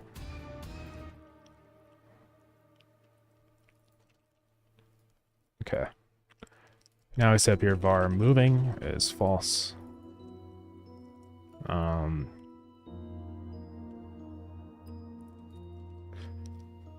So here we say moving is true. And we also say that up in here for our, well, we have a separate one for alignment on that, so we should be okay. Okay, let's try this again. See if this works. Boom. Okay, so it's been aligned. Okay, we can move. So let's try this again. If I rotate and then move. Yeah, you can see like we don't have to wait now until the entire movement of the rotation is done. So like we can move and then start rotating while we're moving even. I don't know, it just gives us a little more freedom. It's not something that's really going to matter very much or you're even going to notice, but it's just one of those things where it's like, just like, makes it a little more intuitive, I think. Also, I feel like we're not aligned anymore. Oh. I think I know what happened.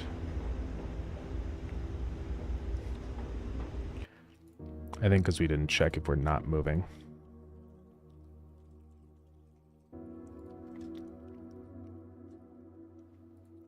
Let's fix that. I don't know like why it takes a second for that initial alignment. I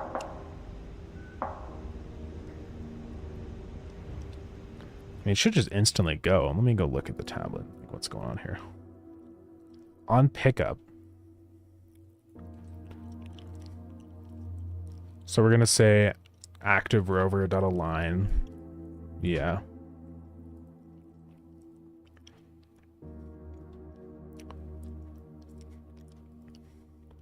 So it should just happen instantly. I don't know why it has that delay. Oh, because I guess it's doing the rotation, even if it doesn't need to be rotated. Okay, so what we need to do is actually check the time that like it needs to take or whatever for that rotation. I guess I can just check the target rotation compared against the regular rotation. And just figure out a rate of rotation. So I should define all these things, honestly, like var movement speed, var rotation speed.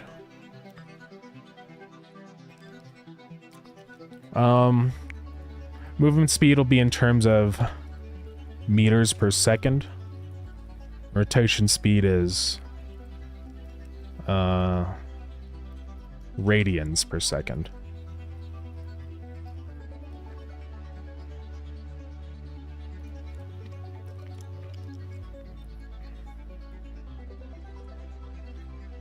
Okay.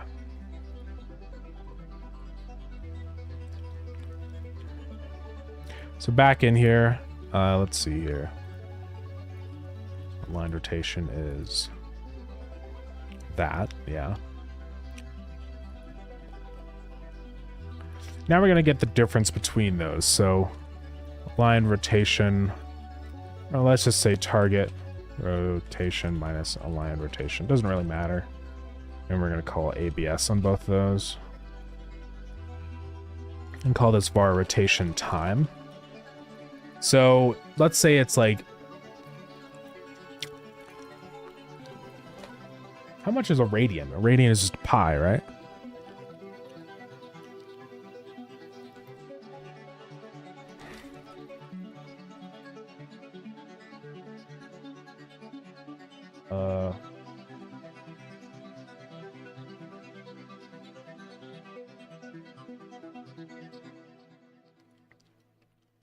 Okay, maybe we shouldn't use radians then. I'm not gonna say radians per second because I don't even really know what a radian is. We're gonna say pi per second.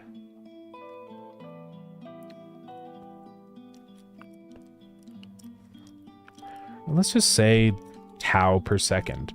So how long does it take to do a complete 360-degree rotation? So let's say for that one it takes 4 seconds. Now we can go down here and get the value here. So let's say that value calculates, let's say we need to do a 90-degree turn. That should be pi divided by 2. Pi's. So that's going to be 157, blah, blah. So we need to get the difference between that and tau. So now we say tau, which is like 6 minus 1.5. We're left with the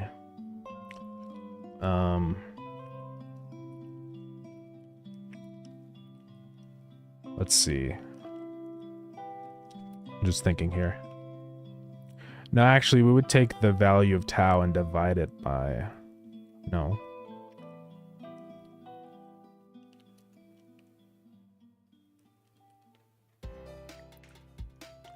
Trying to think here.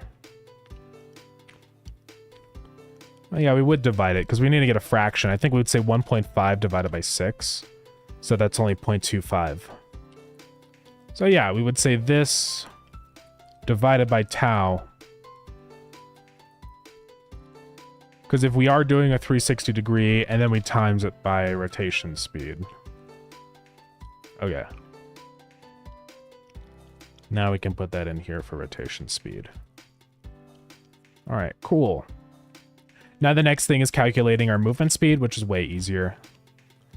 So all we really do is just get a distance check from center position. We'll just say var distance is equal to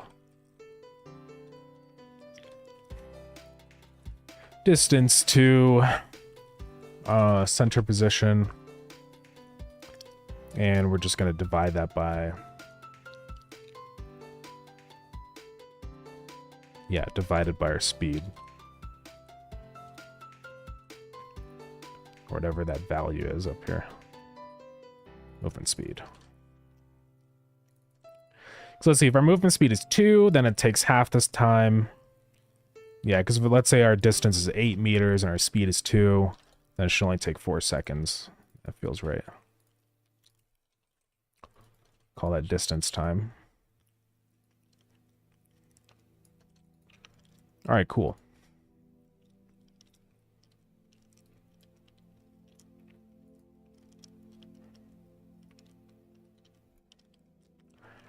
Also, this should be, I think, like maybe 4 meters per second, so it takes like maybe a little less. Like I'm thinking 2 meters per second for our speed. Probably be pretty appropriate. All right. And we're just going to do these things again down here for the other rotations. So for right here.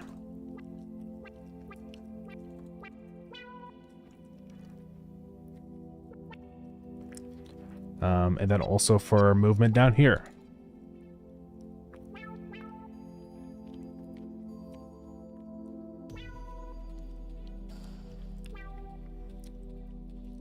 Let's see, target rotation. Oh, yeah. Let's take all this out, call this var target position. There's that. And then we say distance to target position divided by our movement speed.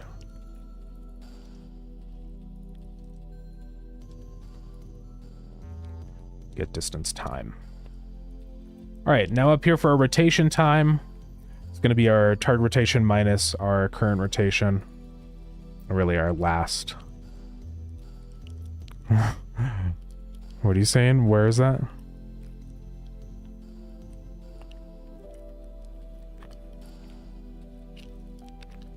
var equal to var times var divided by var. Everywhere.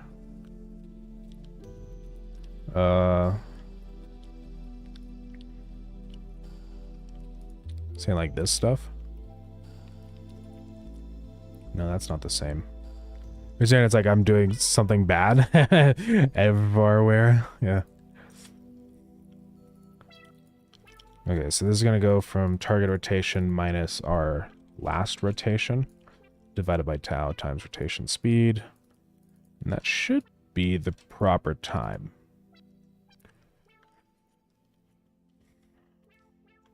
Made a functional OAuth system today? Oh, let's go. That's awesome. Oh, we got a crash. Oh, that's because my target rotation is a... Or also right here. This needs to just be my... This one's a little wacky. Oh, this isn't right. We don't want to say target rotation. We just want to say global rotation, I think, on this. And I think I want to get... Before we do ABS and stuff on all that. Dot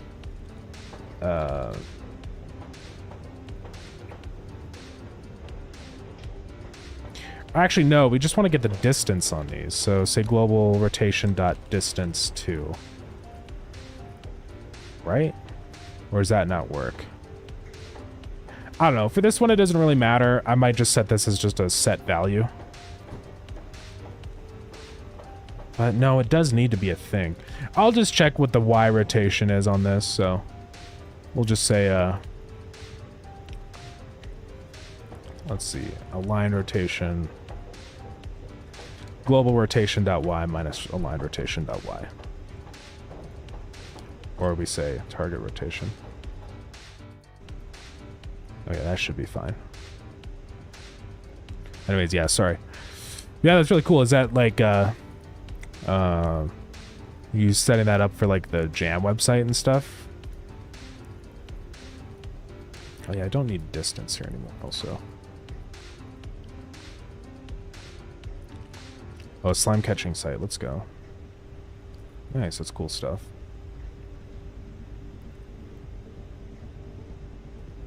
Oh, is last rotation gonna be...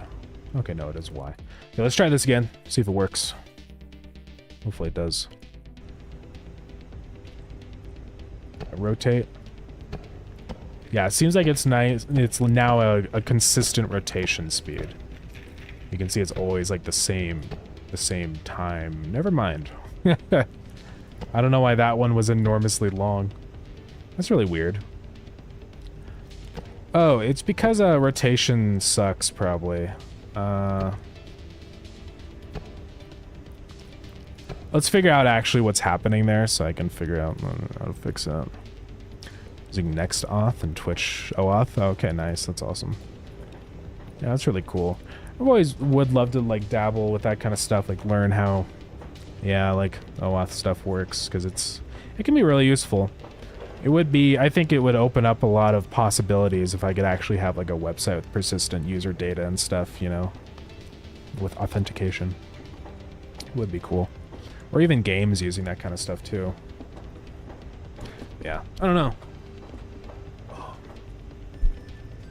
The only thing though that I always just kind of, that turns me away from that stuff is like, I mean, I think you could probably do it easier using other services, but you do have to have like a database or a server that you have to rent out every month to actually store that user data. So I don't know, that's always the problem for me. That's kind of probably the reason I've never really fully dived into that stuff. At least just for games. I mean, it totally makes sense. If you already have a website, then you have the server to store the user data, so it doesn't matter. But yeah, I don't know. I wonder if there's a way to like store user data with Steam. I mean, I guess the way to do it is just through like the Steam inventory system or something like that. You can give people items that act as their like save data, or not their save data, but like the things that are attached to their account. I guess that's how like Unturned does it and stuff. So yeah, there's probably ways to do that. Yeah, achievements save data. I like that one game. Yeah, achievements though can be cheated. I think it would be much more secure to have like inventory items as the way to store things for players. Yeah, I mean that's basically what Steam inventories are for. Like you think about stuff like Counter-Strike, like all of the, you know, skins and stuff that you have are just items in your inventory, and there's no way to like duplicate those or exploit that system. So yeah, that would probably be the way to do it. I haven't really ever messed with the Steam inventory stuff, but it would be interesting to try. Okay, so I think probably what the issue is here is I'm getting like the difference between a negative and a positive. I'm just gonna print S, my target rotation and my last rotation. Let's see what this is.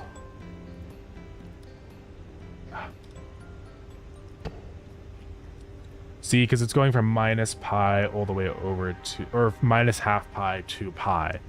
Even though in terms of rotational coordinates, that difference is only half a pi. But when you're just straight up getting the difference between those two numbers, it looks like a massive difference. So I think actually what I could probably do is just call ABS on each of the individual values. I think. And that would probably always give me a consistent difference between them. I don't know if that's actually how that would work out, but we can try it. I think this needs another opening parenthesis. Let's see if this works.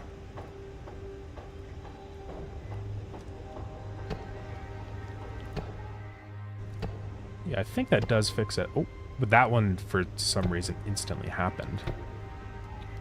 Doesn't make any sense. It's because it was 1 minus 3.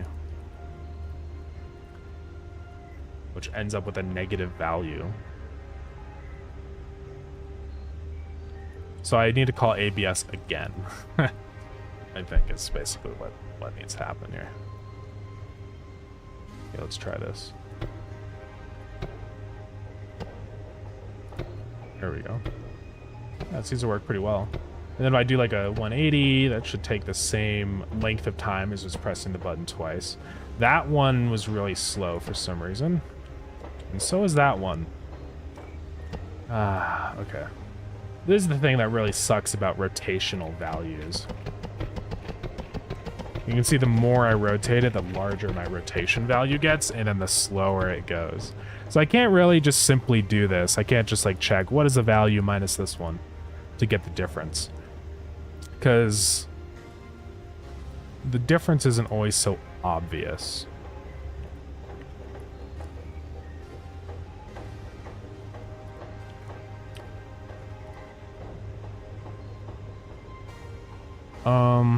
I'm gonna have to somehow like get it in terms of rotational coordinates. Or not rotational coordinates, but rotational values. Like, I need some kind of like... How do I do this?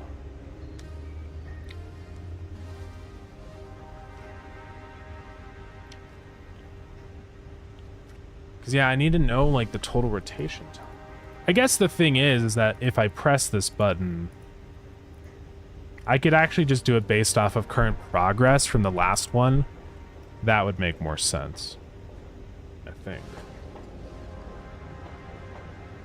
No.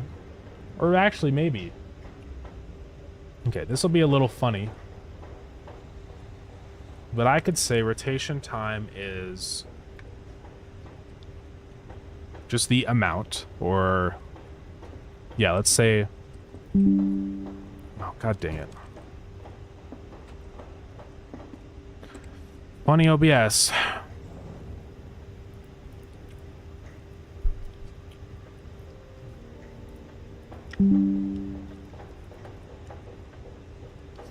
And we're back, I think. Maybe. Almost. Oh.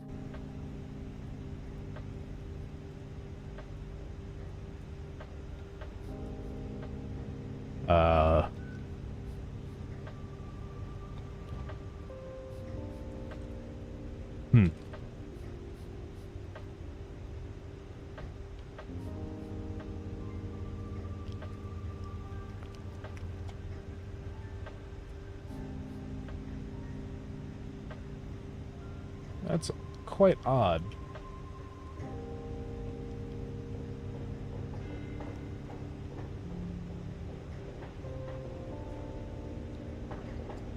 What is going on this time?